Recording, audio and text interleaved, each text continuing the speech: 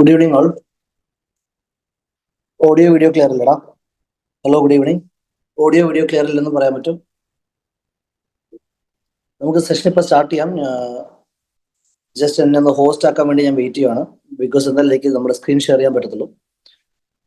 എന്നെ ഹോസ്റ്റ് ആക്കി കഴിഞ്ഞാൽ ഉടനെ തന്നെ നമുക്ക് ക്ലാസ് സ്റ്റാർട്ട് ചെയ്യാം കേട്ടോ. ഇപ്പൊ ഒരു വന്നിട്ട് ചെയ്യും. ചാറ്റ് ബോക്സിൽ പാർട്ടിസിപ്പേറ്റ് ചെയ്യുമ്പോൾ അല്ലെങ്കിൽ just somebody can you turn on the mic and say Anjali. Okay, thank you, Aishwarya. Thank you. Okay, yes. Okay, fine. So yes, we will start in 5 minutes. Okay, guys. Just waiting for the admin. Admin വന്നിട്ട് എന്നെ host ആക്കിക്കോട്ടെ, എന്നിട്ട് നമുക്ക് ചെയ്യാം കേട്ടോ. Just 2 minutes, 5 minutes maximum. Okay, guys. Good evening. So yes, നമ്മുടെ ഓഡിയൻസിൽ ആരൊക്കെയാണുള്ളത്? ശരി, അപ്പോൾ നമ്മുടെ ഇന്നത്തെ സെഷന്റെ പ്ലാൻ ഇസ് പേപ്പർ ഡിസ്കഷൻ. ഇപ്പോൾ കഴിഞ്ഞ ദിവസം കഴിഞ്ഞിട്ടുള്ള നമ്മുടെ ജാനുവരി എക്സാംസിന് ജാൻ 2025 എക്സാംസിന് ക്വസ്റ്റ്യൻ പേപ്പർ അനാലിസിസ് ആണ്. MCQs ആൻഡ് ഡിസ്ക്രിപ്റ്റീവ് ക്വസ്റ്റ്യൻസ് അങ്ങനെ അനാലിസിസ് ആണ് നമ്മുടെ ഈ വീഡിയോ സെഗ്മെന്റിന്റെ plan. I was actually waiting for the exams to get over. Okay, കാരണം ഓഡിറ്റിംഗ് എക്സാം കഴിഞ്ഞ ഉടനെ തന്നെ ഇങ്ങനത്തെ ഒരു അനാലിസിസ് ഇട്ട് കഴിഞ്ഞാൽ എത്ര തന്നെ പറഞ്ഞാലും പിള്ളേര് എക്സാം എഴുതി കഴിഞ്ഞിട്ടും ഈ പോസ്റ്റ്മോർട്ടം അനാലിസിസ് ചെയ്ത് നോക്കും. അതായത് അവർ ചെയ്ത് ശരിയാണോ തെറ്റാണോ. അപ്പൊ അങ്ങനെ എക്സാമിന്റെ ഡേ ഇത് അല്ലെങ്കിൽ അടുത്ത ഡേ ഒക്കെ ഈ വീഡിയോ ഇറക്കി കഴിഞ്ഞാൽ FMSMന്റെ പ്രിപ്പറേഷനെ അത് ബാധിക്കും. മേ ബി ചുമ്മാ ടെൻസ്ഡ് ആവാനായിട്ട് കാരണമാവും. So we were waiting for the exams to be over. Now the purpose behind this video, എന്തുകൊണ്ട് ഇങ്ങനത്തെ ഒരു വീഡിയോ ഇടുന്നു? കാരണം എക്സാം കഴിഞ്ഞു, ഇനിയിപ്പോ അതിനെപ്പറ്റി ചർച്ച ചെയ്യേണ്ട കാര്യമുണ്ടെന്ന് വെച്ച് കഴിഞ്ഞാൽ സി ഇപ്പൊ എക്സാം എഴുതിയിട്ടുള്ള എല്ലാവരും പാസ്സാവട്ടെ എന്ന് തന്നെയാണ് നമ്മൾ എല്ലാവരുടെയും ആഗ്രഹം. അവർക്ക് ഇനി വീണ്ടും ഇതിന്റെ ഒരു വീഡിയോ സെഗ്മെന്റിന്റെ ആവശ്യം ഉണ്ടാവാതിരിക്കട്ടെ. ജാനുവരി എക്സാം എഴുതിയിട്ടുള്ള കുട്ടികൾ ഇനി ജാനുവരി എക്സാം എഴുതാൻ പറ്റാത്തവര് അല്ലെങ്കിൽ മെയിലോട്ട് വേണ്ടിയിട്ട് ഫ്രഷ് ആയിട്ട് പ്രിപ്പയർ ചെയ്യുന്നവര്, അവർക്ക് വേണ്ടിയിട്ടുള്ളതാണ് സത്യം പറഞ്ഞാൽ നമ്മളിപ്പോൾ ഈ എക്സാം അനാലിസിസ് ചെയ്യുന്നത്.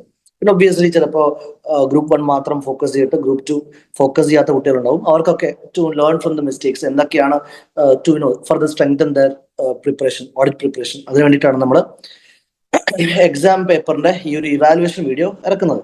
Okay, fine.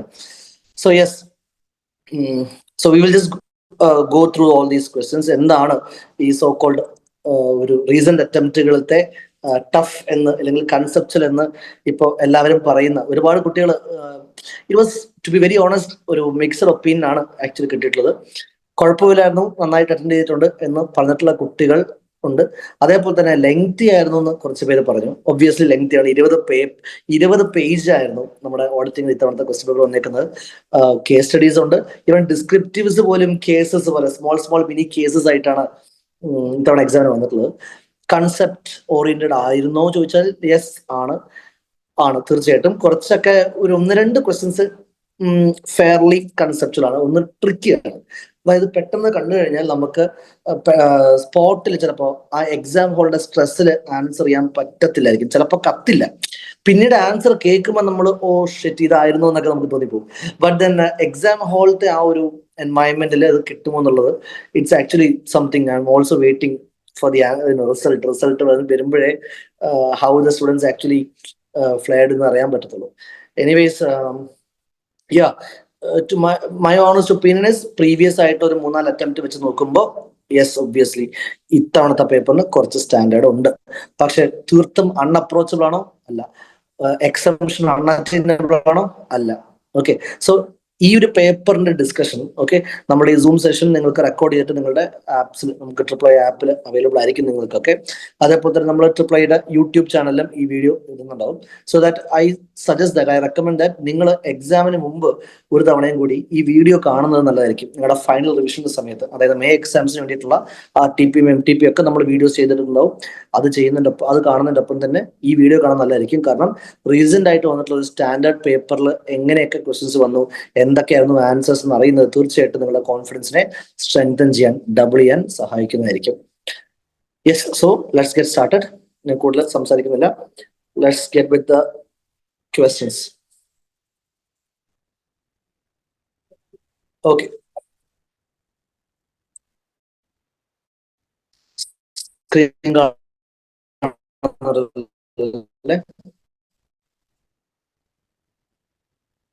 സ്ക്രീൻ കാണോ?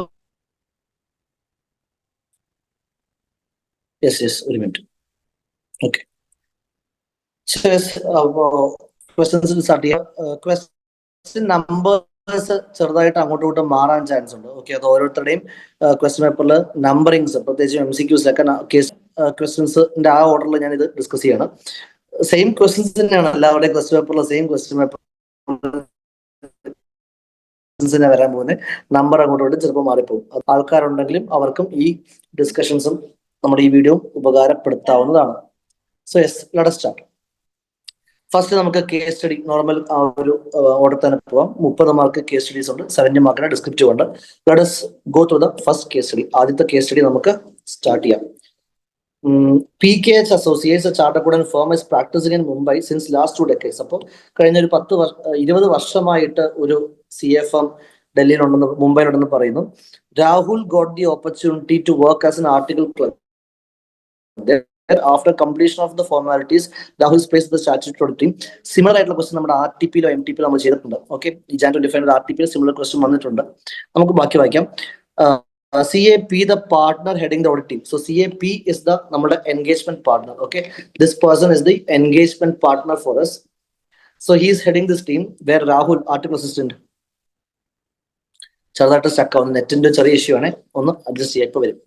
ഇപ്പൊ കേൾക്കാൻ പറ്റുന്നുണ്ടോ അല്ലേ? നെറ്റ് ഇപ്പൊ ഓക്കെ ആണോ? ഇപ്പൊ ക്ലിയർ ആണോടാ? ഇപ്പൊ ഓക്കെ അല്ലേ? ഓഡിബിൾ ആണ്? ഓക്കെ, ജസ്റ്റ് ഓഡിയോ എന്തെങ്കിലും കേൾക്കുക. ക്വസ്റ്റ്യൻസ് ചെറിയ സ്റ്റക്ക് വന്നാലും, ഞാൻ പുറത്താണ്, ഞാൻ ഒരു സ്റ്റുഡിയോ എൻവയോൺമെന്റ് അല്ല, പുറത്ത് നിൽക്കുകയാണ്, ഒരു ക്ലാസ് കഴിഞ്ഞിട്ട് നിൽക്കുന്ന സമയമാണ്. ഓക്കെ, ജസ്റ്റ് അഡ്ജസ്റ്റ് ചെയ്യാം. എന്തായാലും സൗണ്ട് കേൾക്കുന്നുണ്ടല്ലോ, അത് തന്നെ വലിയ കാര്യം. നമുക്ക് ബാക്കി വായിക്കാം. So the CAP is the engagement partner and he is planning to take Rahul in the audit work. രാഹുലിനെ എൻഗേജ്മെന്റ് ടീമിന്റെ ഭാഗമായിട്ട് എടുക്കുന്നുണ്ട്. Till last year, CAK was the head of the audit team for the audit of Messrs Fox India. അപ്പൊ ഈ Messrs Fox India ആണ് നമ്മുടെ client. Okay, that is the responsible party here. നമ്മുടെ client അവരാണ്. It is the first assignment of Rahul. ഈ രാഹുൽ ചെയ്യുന്ന ആദ്യത്തെ audit ആയതുകൊണ്ട് തന്നെ he was instructed by the partner to go through the audit file of Messrs Fox India Limited for the financial year 2022. അപ്പോൾ previous ഇയറിന്റെ, നമ്മളിപ്പോൾ current audit ചെയ്യുന്നത് financial year 2024 ആണ്. Previous ഇയറിന്റെ working files ഒക്കെ നോക്കാൻ നമ്മുടെ എൻഗേജ്മെന്റ് പാർട്ണർ അഡ്വൈസ് ചെയ്യുന്നുണ്ട്. On going through the audit file, Rahul found revised engagement letter, working papers etcetera and following extract on verification. അപ്പൊ ഇയാള്, നമ്മുടെ രാഹുൽ എന്നുള്ള സ്റ്റുഡന്റ്, ഈ ആർട്ടിക്കൽ അസിസ്റ്റന്റ്, കഴിഞ്ഞ വർഷത്തെ ഓഡിറ്റ് ഫയലിലൂടെ നോക്കുന്ന സമയത്ത് ഹി സോ സംതിങ്. അയാൾ കണ്ട കാര്യം, രാഹുൽ കണ്ട കാര്യത്തിന്റെ എക്സ്ട്രാക്ട് ആണ് എഴുതിയേക്കുന്നത്. ഓക്കെ, രാഹുൽ എന്ത് കണ്ടു എന്നാണ് പറഞ്ഞേക്കുന്നത്. So Rahul so something such as name of the firm, financial year, prepared by who, reviewed by who, ആര് അപ്രൂവ് ചെയ്തു, എന്തൊക്കെ പ്രൊസീജിയേഴ്സ് ആണ്, nature of procedures, few expense invoices available in vouch few expenses invoices, trace these invoices to the account books, എത്ര percent check ചെയ്യണം, random sampling ആണോ, എന്താ ചെയ്യേണ്ടത്, ആരാണ് ചെയ്യേണ്ടത്. സോ ഇങ്ങനത്തെ കുറച്ച് സംഭവങ്ങൾ കണ്ടു. ഇത് എന്താണ് സംഭവം നടത്തിയത് മനസ്സിലായോ? ഇപ്പോ യെസ്, ഇവിടെ നിൽക്കുന്ന ആൾക്കാർക്ക് ക്യാൻ യു ഗസ്, ചാറ്റ് ബോക്സിൽ പറയാൻ പറ്റുമോ വാട്ട് ഈ രാഹുൽ കണ്ട സംഭവം എന്തുവാ? രാഹുൽ പ്രീവിയസ് ഇയറിന്റെ ഓഡിറ്റ് ഡോക്യുമെന്റേഷൻ നോക്കുന്ന സമയത്ത് ഇത്തരം ഒരു എക്സ്ട്രാക്ട് കണ്ടെന്ന്, ആര് വർക്ക് ചെയ്തു, എപ്പോ വർക്ക് ചെയ്തു, എന്തൊക്കെയാണ് ചെയ്തത്, ഏത് പ്രൊസീജിയർ ചെയ്തു, ഇങ്ങനെ കുറെ നേച്ചർ ഓഫ് ഓഡിറ്റ്, എന്ത് ചെയ്യണം, ഫ്യൂ എക്സ്പെൻസ് ഇൻവോയ്സ് ചെക്ക് ചെയ്യണം, എന്നിട്ട് അതിനെ ബുക്സ് ഓഫ് അക്കൗണ്ട്സ് ആയിട്ട് ട്രേസ് ബാക്ക് ചെയ്യണം. These are like instructions, right? കുറച്ച് ഇൻസ്ട്രക്ഷൻസ് അല്ലേ ഇയാൾ കാണുന്നത്? Rahul is seeing some instructions. അങ്ങനെ ഒരു സെറ്റ് ഓഫ് ഇൻസ്ട്രക്ഷൻസ് ഓഡിറ്റ് ഫയലിൽ കാണുന്നുണ്ടെങ്കിൽ, എത്ര ചെക്ക് ചെയ്യണം, എങ്ങനെ ചെക്ക് ചെയ്യണം, എന്ത് ചെക്ക് ചെയ്യണം, ഇത്തരം ഇൻസ്ട്രക്ഷൻസ് കാണുന്നുണ്ടെങ്കിൽ ഇത് എന്തായിരിക്കും? ചാറ്റ് ബോക്സിൽ പറ, നമ്മൾ പഠിച്ചിട്ടുള്ള സംഭവമാണ്. പ്രീവിയസ് ഇയറിന്റെ വർക്കിംഗ് ഫയൽസ് നോക്കുന്ന സമയത്ത് he is seeing some instructions. ഇതിനെയാണ് നമുക്ക് എന്ത് വിളിക്കാൻ പറ്റുക? ആരായിരിക്കും ഇൻസ്ട്രക്ഷൻ കൊടുത്തിട്ടുണ്ടാവുക, ആർക്കായിരിക്കും കൊടുക്കുന്നത്? ഇത്തരം ഇൻസ്ട്രക്ഷൻസ് നമ്മൾ എന്താ വിളിക്കുക? നമ്മൾ പഠിച്ചിട്ടുണ്ടല്ലോ ഇതിനെ, SA 300. What's the name of it? Yes, very good Devi, yes correct, audit program. So Rahul കാണുന്നത് ഓഡിറ്റ് പ്രോഗ്രാം ആണ്. ഓക്കെ, രാഹുൽ എന്നിട്ട് എന്ത് ചെയ്തു? He immediately devised a drafted a revised engagement letter. Rahul ഇതെല്ലാം കണ്ടിട്ട് ഒരു റിവൈസ്ഡ് എൻഗേജ്മെന്റ് ഉണ്ടാക്കി. സോ ഒരു ഉറപ്പായിട്ടൊരു ക്വസ്റ്റ്യൻ വരും, ഇയാൾ ഇപ്പൊ എന്തിനാണ് ഒരു എൻഗേജ്മെന്റ് ഉണ്ടാക്കിയത്? ബിക്കോസ് ഇതൊരു റെക്കറിംഗ് ഓഡിറ്റ് ആണ്. കഴിഞ്ഞ വർഷം ഇവർ തന്നെയാണ് ഓഡിറ്റർ, ഈ വർഷം ഇവർ തന്നെയാണ് ഓഡിറ്റർ. സോ ബൈ ഡിഫോൾട്ട് നമുക്ക് എന്തിന്റെ ആവശ്യമില്ല? ഒരു എൻഗേജ്മെന്റ് റിവൈസ് ചെയ്യേണ്ട ആവശ്യമില്ല. നമുക്ക് നോക്കാം. SA 210 നമ്മൾ പഠിക്കുന്നുണ്ട്. ഈ എൻഗേജ്മെന്റ് എപ്പോഴൊക്കെ റിവൈസ് ചെയ്യേണ്ടി വരുന്ന കുറെ സിറ്റുവേഷൻസ് നമ്മൾ SA 210 പഠിക്കുന്നുണ്ട്. അപ്പൊ അങ്ങനത്തെ സിറ്റുവേഷൻസ് ഉണ്ടോ നമുക്ക് നോക്കാം. We don't know. So Rahul just revise the engagement letter and specified the scope of audit. സ്വാഭാവികമായിട്ടും എൻഗേജ്മെന്റ് ലെറ്ററിന്റെ കണ്ടന്റ്സ് നമ്മൾ SA 210 പഠിക്കുന്നുണ്ട്. One of the content is objective and scope of the auditor, അല്ലെ? Objective and scope of the auditor, responsibilities of the auditor, responsibility of management, identification of AFRF, ഇങ്ങനത്തെ പല കാര്യങ്ങളാണ് എൻഗേജ്മെന്റിൽ എഴുതുക. So ഈ രാഹുൽ എന്നുള്ള ആർട്ടിക്കിൾ അസിസ്റ്റന്റ് ഒരു പുതിയ എൻഗേജ്മെന്റ് ഡ്രാഫ്റ്റ് ചെയ്തു. എന്തിനാണെന്ന് അറിയത്തില്ല, നമുക്ക് നോക്കാം. ചിലപ്പോൾ സിറ്റുവേഷൻസ് ഉണ്ടാവുമായിരിക്കാം. And he specified the scope of audit. കുറച്ച് സ്കോപ്പ് ഓഫ് ഓഡിറ്റിനൊക്കെ ഈ റിവൈസ് എൻഗേജ്മെന്റിൽ മെൻഷൻ ചെയ്തു. അതില് എന്തൊക്കെയാണ് ഈ രാഹുൽ ഇൻക്ലൂഡ് ചെയ്തത് എന്നാണ് ഈ കാണുന്നത്. Statement reliability and sufficiency, financial ഇൻഫർമേഷൻസിന്റെ റിലയബിലിറ്റിയും സഫീഷ്യൻസിയും ചെക്ക് ചെയ്യും എന്ന് പറഞ്ഞു. ശരിയാണ്, അത് ചെക്ക് ചെയ്യണം. ഫിനാൻഷ്യൽ ഇൻഫർമേഷൻ ഡിസ്ക്ലോഷേഴ്സ് എല്ലാം പ്രോപ്പർ ആണോ എന്ന് ചെക്ക് ചെയ്യും. ഓഡിറ്ററിന് സ്കോപ്പ് എഴുതി വെച്ചിരിക്കുകയാണ്. യെസ്, ഒബ്വിയസ്ലി അത് ചെയ്യണം. Responsibility of an auditor to prepare the financial statement. Do you find this usual? ഒരു ഓഡിറ്റർ ഇത് ചെയ്യേണ്ട ആവശ്യമുണ്ടോ? ചാറ്റ് ബോക്സിൽ പറഞ്ഞേ. Responsibility of an auditor to prepare the FS.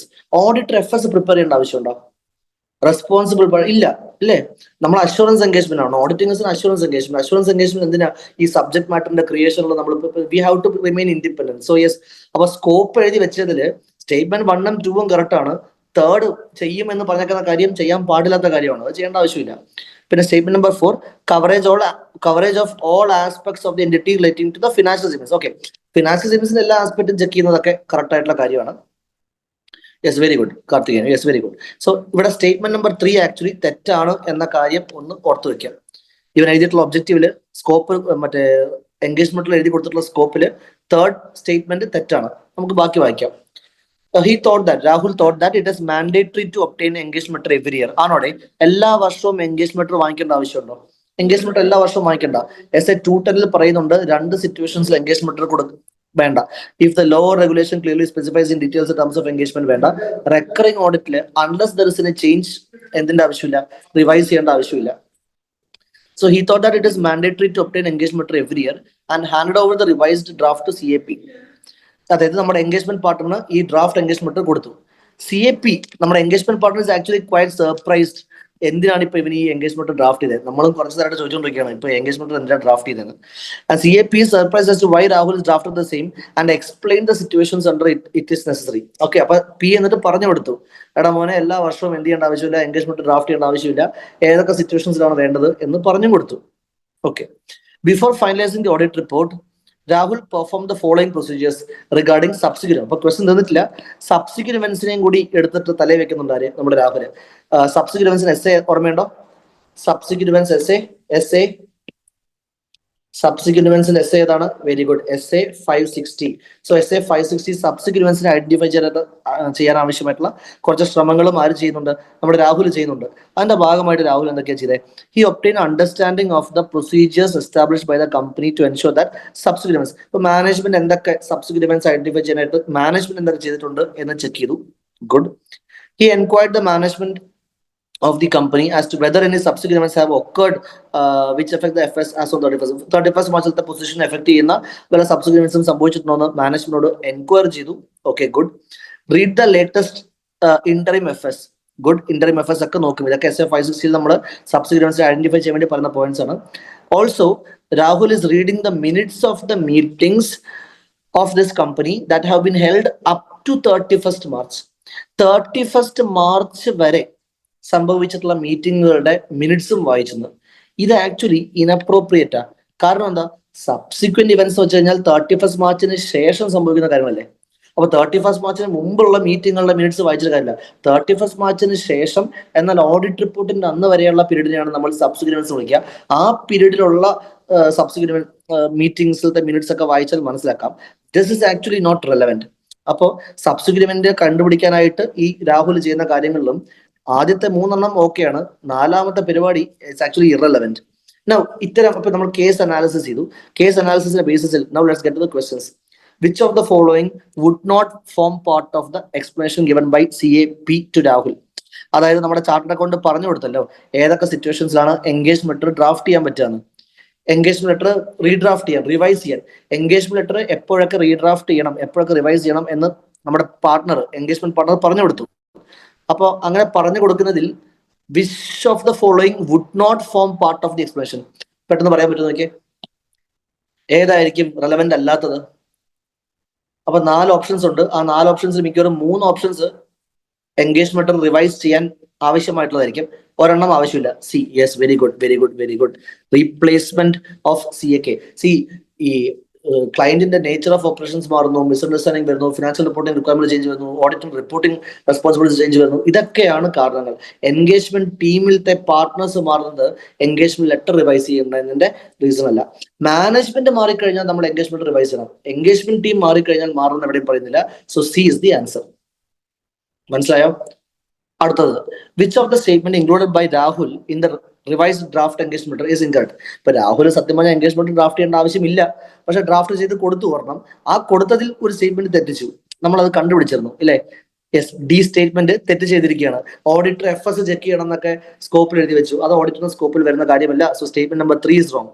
Statement number 3 is wrong. Incorrect ആയിട്ടുള്ള സാധനം സ്റ്റേറ്റ്മെന്റ് നമ്പർ 3, ഓപ്ഷൻ സി ആണ്. അടുത്ത question, how will you categorise information pertaining to financial year in relation to extract fund? നമ്മൾ ആ കണ്ട extract എന്തിന്റെ extract എന്നാ പറഞ്ഞേ? ഓഡിറ്റ് പ്രോഗ്രാമിന്റെ. The same was part of audit programme. Simple direct question അല്ലേ? അതേപോലെ, which of the audit procedure perform by Rahul is not as per SA 560? SA 560 പ്രകാരം അല്ലാത്തത് എന്തായിരുന്നു?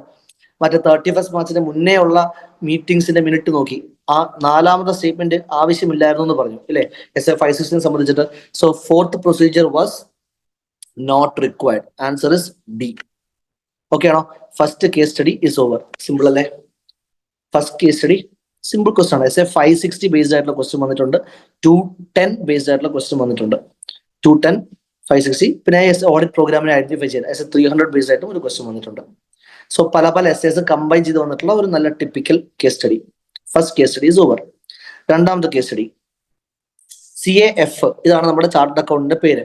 CAF has been appointed as the auditor of a manufacturing company. Person to appointment F plan to assess the ROMM. 315 പ്രകാരം അയാൾ ROMM ചെയ്യുന്നുണ്ട്, risk assess ചെയ്യുന്നു as per SA 315.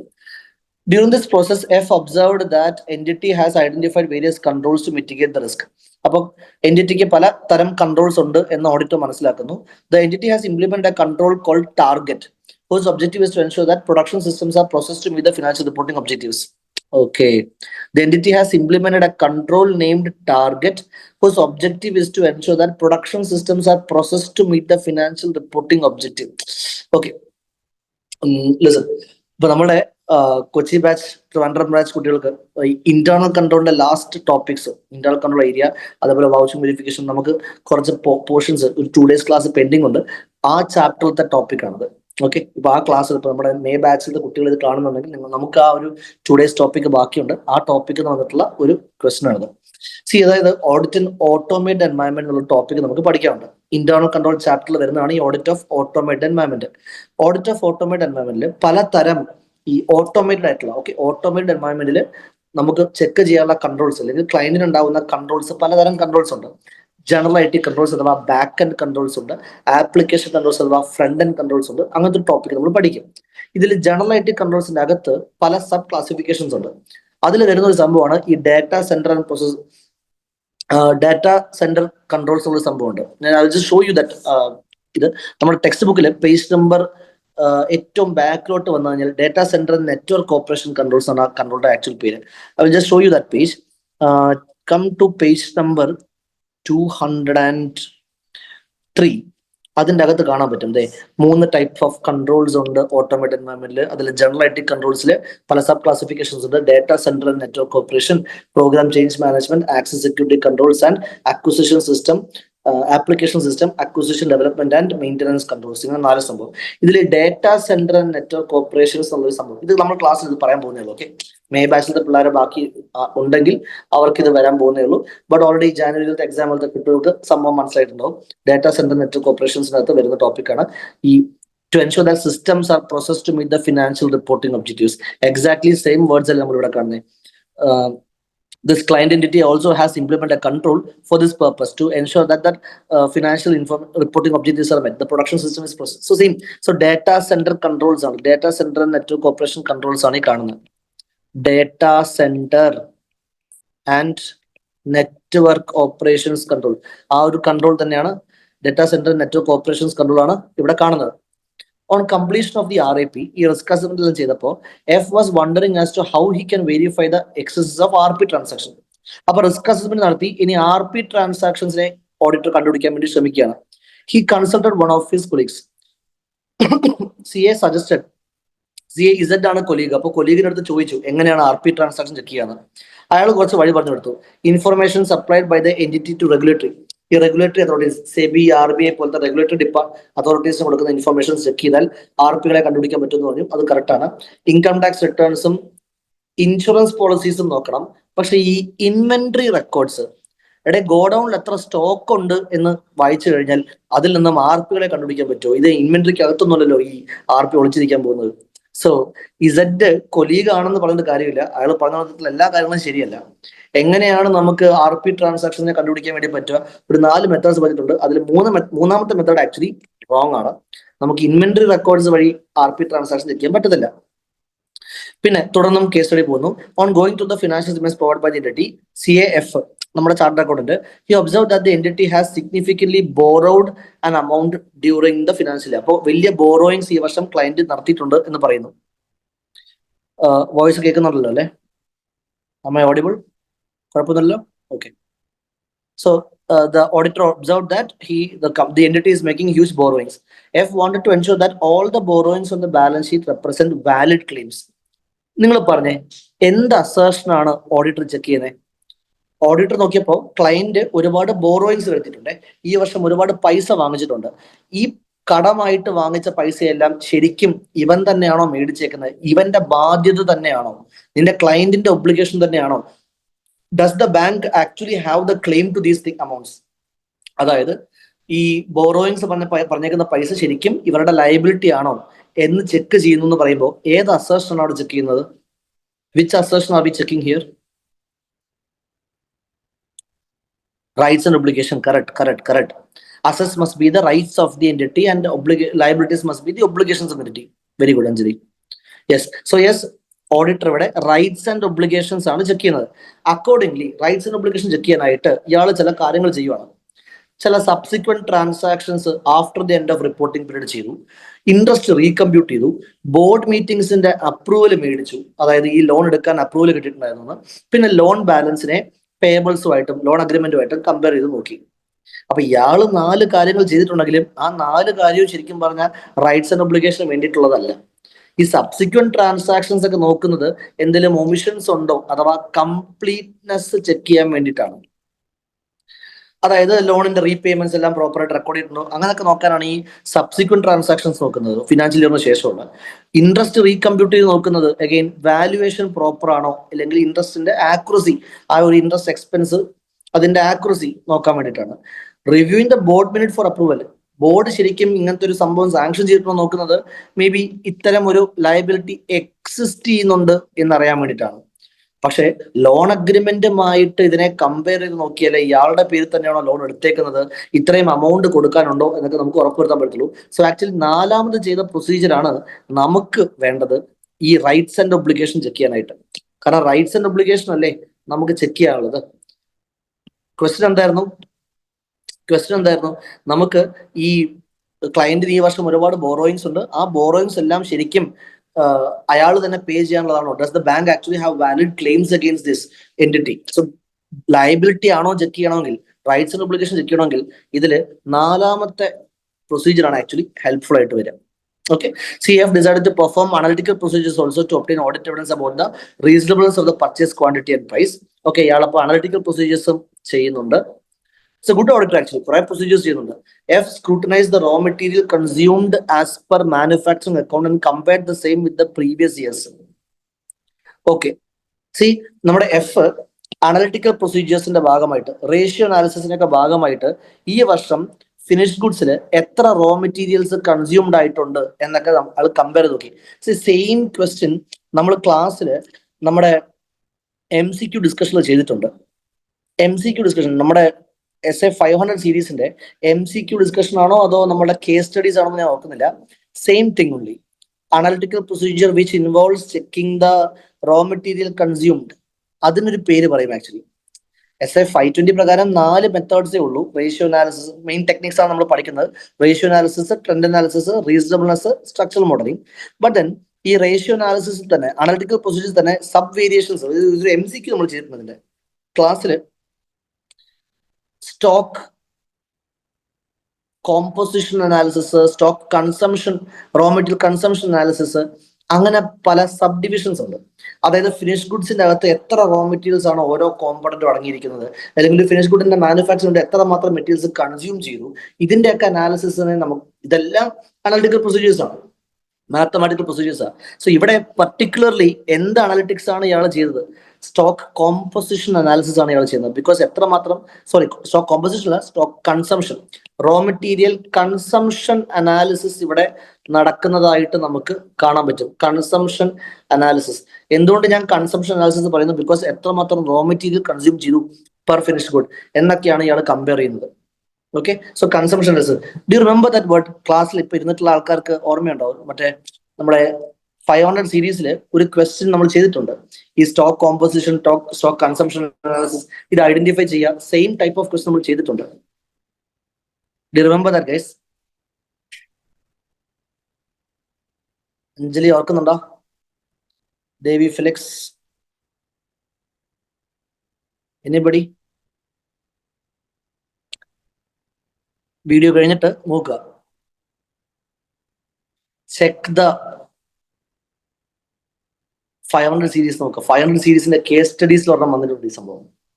Composition analysis, consumption analysis, അതായത് audit, ഇതുപോലെ audit procedure. ഞാൻ ഗ്രൂപ്പിൽ photo ഇട്ട് തരാം. We have that question actually. Okay, anyways that is happening here. ഇവിടെ ഒരു കൺസംഷൻ അനാലിസിസ് ആണ് സംഭവിക്കുന്നത്. Now okay, so based on the above facts, answer the following questions. Control ഏത് കാറ്റഗറി ഓഫ് കൺട്രോൾ ആണ്? ഞാൻ പറഞ്ഞു data centre and network operations control ആണ് ഇവിടെ ചെയ്യുന്നത്. Data centre and network operation control. Which of the procedures perform by F is suitable for satisfaction of concern റിഗാർഡിയാനായിട്ട് നാലാണ് ഏറ്റവും നല്ല കാര്യം. Do you agree with all the way suggested by Z to F? Z F ന് പറഞ്ഞു കൊടുത്തിട്ടുള്ള കാര്യങ്ങളിൽ തെറ്റാണ്. RP നെ കണ്ടുപിടിക്കാൻ the third thing. Okay, net ചെറുതായിട്ട് ഇഷ്യൂ ആണ്. am I audible? ഓക്കെ എടാ, ഇപ്പൊ കാണാൻ പറ്റുന്നുണ്ടോ? ഹലോ ഹലോ ഹലോ ഹലോ, നെറ്റിന്റെ ചെറിയ ഇഷ്യൂ തന്നെയാണ്. ഓക്കെ, കാണാൻ പറ്റുന്നുണ്ടല്ലോ? ഓക്കെ ഓക്കെ, 5th ക്വസ്റ്റ്യൻ വരെ കണ്ടല്ലോ അല്ലെ? നമ്മൾ data centre network operations 5th question discuss ചെയ്തു. 6th ക്വസ്റ്റ്യൻ വന്നിട്ട് which of the following procedure perform by F is suitable for satisfaction of the concern regarding borrowing? ബോറോയിങ്സിന്റെ rights obligation ചെയ്യുമ്പോൾ which of the procedure was actually suitable? Which procedure was suitable for the satisfaction of going concern? നമുക്ക് ഏതായിരുന്നു കണ്ടിട്ടില്ലേ? ആ 4ാമത്തെ method ആയിരുന്നു actually നല്ലത്. So yes, 4th procedure was suitable. So which of the procedure was suitable? 4th procedure was suitable. ഇത് പറഞ്ഞുകൊണ്ടിരുന്നപ്പോഴാണ് net stuck ആയത്. കേൾക്കാൻ പറ്റുന്നുണ്ടോ? Hello, okay. 6th question answer നമ്മൾ നേരത്തെ പറഞ്ഞല്ലോ, മറ്റേ ബോറോയിങ് ചെക്ക് ചെയ്യാനായിട്ട് ഏറ്റവും best method rights and obligations ആണ് നോക്കിയിരുന്നത്. So last procedure, yes. So do you agree with all suggested by Z to F? RP transactions കണ്ടുപിടിക്കാനായിട്ട് എന്തൊക്കെ ചെക്ക് ചെയ്യണം എന്ന് കൊലീഗ് ചില കാര്യങ്ങൾ പറഞ്ഞു കൊടുത്തല്ലോ. കൊലീഗ് പറഞ്ഞു കൊടുത്തതിൽ ഒരു സാധനം തെറ്റാണ്. ഇൻവെന്ററി റെക്കോർഡ് ചെക്ക് ചെയ്യണം എന്ന് പറഞ്ഞിട്ടുള്ളത് തെറ്റാണ്. ശരിയല്ലേ? അപ്പോ which of the procedure suggested by is wrong? Actually wrong. Do you agree with all the procedures? No. So yes, answer is C. 3 is not correct. Okay, പിന്നെ AF performed which of the following analytical procedure? അയാൾ ചെയ്യുന്ന analytical procedure ഏത് type ആണ്? It's A stock composition analysis ആണോ consumption ആണ് analysis. C നമ്മുടെ I will show you that question. MCQs just ഒന്ന് എടുത്തോട്ടെ. നിങ്ങൾക്ക് ഓർമ്മയില്ല എന്നുണ്ടെങ്കിൽ പെട്ടെന്ന് എടുക്കാവോ? നമ്മുടെ ആ ബുക്ക് കയ്യിലുള്ളവർക്ക് ഒന്ന് എടുക്കാം. 500 സീരീസിന്റെ ക്വസ്റ്റ്യൻസ് ഒന്ന് എടുത്തു നോക്കോ. പെട്ടെന്ന് 500 സീരീസിന്റെ ക്വസ്റ്റ്യൻ എടുത്താൽ ഞാൻ ഈ സെയിം ക്വസ്റ്റ്യൻ കാണിച്ചു തരാം.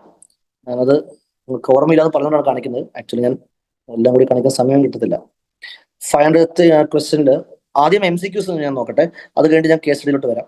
അപ്പൊ എനിക്ക് MCQസിലാണോ കേസ് സ്റ്റഡീസിലാണോ കൃത്യമായിട്ട് ഓർമ്മയില്ല. ഫൈനൽ സീരീസിലെ സ്റ്റോക്ക് കോമ്പോസിഷൻ കൺസംഷൻ അനാലിസിന്റെ ക്വസ്റ്റ്യൻസ് വരുന്നുണ്ടോ നോക്കട്ടെ. നമ്മൾ കഴിഞ്ഞ ക്ലാസ്സിൽ നോക്കിയിട്ടില്ല. നിങ്ങൾ കേസ് സ്റ്റഡീസ് നോക്കോ? അഞ്ജലി, ദേവി, നിങ്ങൾ ആരെങ്കിലും കേസ് സ്റ്റഡീസ് ഒന്ന് പെട്ടെന്ന് നോക്കിക്കേ.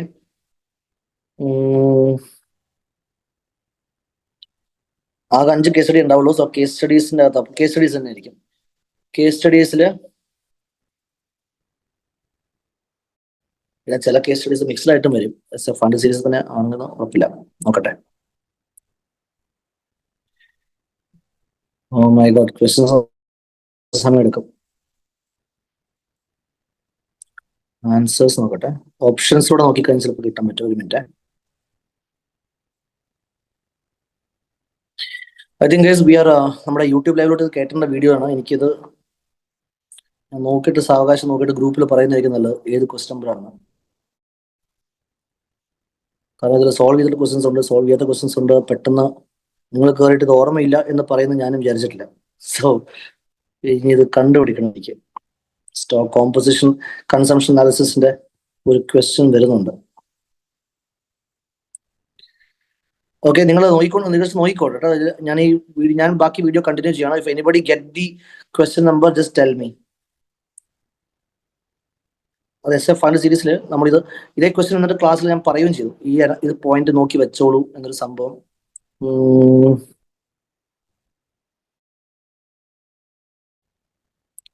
സംതിങ് റിഗാർഡിങ് ഇൻവെന്ററി ആണ്. ജസ്റ്റ് നിങ്ങൾ ബുക്ക് നോക്കിയേ, കിട്ടിക്കഴിഞ്ഞാൽ പറയാട്ടോ. ഞാൻ ബാക്കിയിലോട്ട് പോവാണേ ക്വസ്റ്റ്യൻസ് കേട്ടോ. I can't waste time here for this particular. ആ ഒരു പോയിന്റ് മാത്രം നോക്കിയിട്ട് അതിങ്ങനെ തിരക്ക് പിടിച്ച് നോക്കിക്കഴിഞ്ഞാൽ കിട്ടത്തില്ല. I need to read the questions also. കിട്ടിയോ നിങ്ങൾക്ക്? ഓക്കെ, ശരി, നമുക്ക് അടുത്തിലോട്ട് പോവാം. ശരി, ഞാനത് let's get back to this thing. Okay, നമ്മുടെ അടുത്ത കേസിലോട്ട് പോവാം. GNH and Co. Chartered Accountants has been appointed as the statutory branch auditors of HFC Bank. HFC ബാങ്കിന്റെ സ്റ്റാറ്റ്യൂട്ടറി ഓഡിറ്റേഴ്സ് ആയിട്ട് ആരെ അപ്പോയിന്റ് ചെയ്തിട്ടുണ്ട്? GNH and Co. Association appoint ചെയ്തിട്ടുണ്ട്. So GNH is the Chartered Accountants team. While carrying out the audit, the following key issues were identified. എന്തൊക്കെയാണ് issues നോക്കട്ടെ. Consortium cash credit facility granted to X limited. So X limited എന്നുള്ള ബോറോവറിന് consortium ബേസിസിൽ ഇവർ loan കൊടുത്തിട്ടുണ്ട്. Consortium loan ഓർമ്മയുണ്ടോ? Audit of banks പഠിച്ചിട്ടുണ്ട്. 4-5 ബാങ്കുകൾ ഒരുമിച്ച് തന്നിട്ട് ലോൺ കൊടുക്കുന്നതാണ് കൺസോഷ്യം എന്ന് പറയുക. അവർ കൺസോഷ്യം എന്ന രീതിയിൽ കൊടുത്തിട്ടുണ്ട്. Okay, the bank is consortium. അപ്പൊ നമ്മുടെ ഈ പറയുന്ന HFC ബാങ്ക് ആണ് നമ്മുടെ client. This is the auditor. HFC auditor, he is the auditor, this is the client, and client loan കൊടുത്തേക്കുന്ന ഒരു ബോറോവർ ആണ് എക്സ് ലിമിറ്റഡ്. സോ മാറിപ്പോലെ ബോറോവറിന് ലോൺ കൊടുത്തിട്ടുണ്ട്. HFC bank is a consortium member providing cash credit of 50 CR with HFC share being 10 CR. അതായത് ഈ consortium മൊത്തത്തില്, okay, ആ കൺസോഷ്യത്തെ എല്ലാ ബാങ്കുകളോടും ചേർന്നിട്ട് എക്സ് ലിമിറ്റഡിന് മൊത്തം 50 കോടിയുടെ ലോൺ കൊടുത്തിട്ടുണ്ട്. അതിൽ 10 കോടിയുടെ ലോൺ എന്ന് പറയുന്നത് ഈ ബാങ്ക്, നമ്മുടെ HFC ബാങ്ക് കൊടുത്തിട്ടുള്ളതാണ്. Now what happened was over the past 2 quarters, 2 quarter, രണ്ട് ക്വാർട്ടർ എന്ന് വെച്ചാൽ എത്ര മാസമാണ്? ഒരു ക്വാർട്ടർ 3 മാസം അല്ലെ? അപ്പൊ 2 ക്വാർട്ടേഴ്സ് എന്ന് പറയുമ്പോൾ 2 quarters എന്ന് പറഞ്ഞാൽ ബേസിക്കലി 2 into 3 months, 6 months ആണ്. approximately 180 days ആണ്. So obviously NP ആകേണ്ട കാര്യം ഡേയ്സ് എല്ലാം കഴിഞ്ഞു. Debited while crediting the account amounts only to 1.25. See lesson, cash credit overdraft അക്കൗണ്ടുകൾ, ക്യാഷ് ക്രെഡിറ്റ് ഓവർഡ്രാഫ്റ്റ് അക്കൗണ്ടുകൾ ഒരു 90 day പീരീഡിൽ തന്നെ പറയുന്നുണ്ട്. 90 day പീരീഡിൽ തന്നെ എത്രയാണോ ഇൻട്രസ്റ്റ് അക്രൂ അയക്കുന്നത് അത്രയും പോലും ക്രെഡിറ്റ് വന്നിട്ടില്ല. ഓക്കെ, ഒരു ക്രെഡിറ്റ് വന്നിട്ടില്ലെങ്കിൽ, അല്ലെങ്കിൽ ക്രെഡിറ്റ് ഉണ്ട് പക്ഷെ അത് ഇൻട്രസ്റ്റ് പോർഷനെ പോലും cover. Yes, very good. Out of order ആകും. ഔട്ട് ഓഫ് ഓർഡർ ആയി കഴിഞ്ഞാൽ അതിനെ എന്തായാലും ക്ലാസിഫൈ ചെയ്യും. അസറ്റ് ക്ലാസിഫിക്കേഷൻ NP ആയിട്ട് മാറും. സോ നമുക്ക് മനസ്സിലാക്കാം എക്സ് ലിമിറ്റഡ് NP ആകേണ്ട സമയമായി. ബിക്കോസ് 90 ദിവസം പോയിട്ട് ഇവിടെ 180 days വരെ ആയി കഴിഞ്ഞു. സോ NP ആയി കഴിഞ്ഞു. Despite this shortfall, the account has been classified as performing asset. So അത് തെറ്റായിട്ടുള്ള കാര്യമാണ്. പെർഫോമിംഗ് അസറ്റ് ആയിട്ടല്ല ക്ലാസിഫൈ ചെയ്യേണ്ടത്.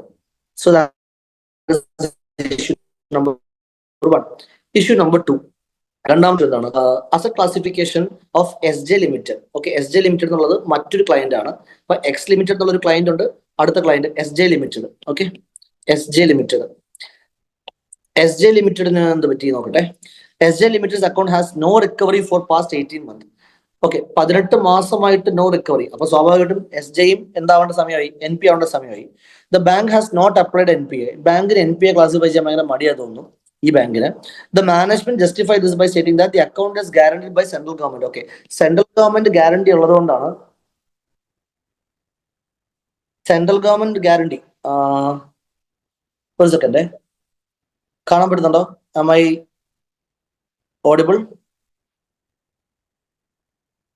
യെസ്, ഒന്നും കട്ടായിട്ടില്ലല്ലോ, നെറ്റ് കട്ടായിട്ടില്ലല്ലോ.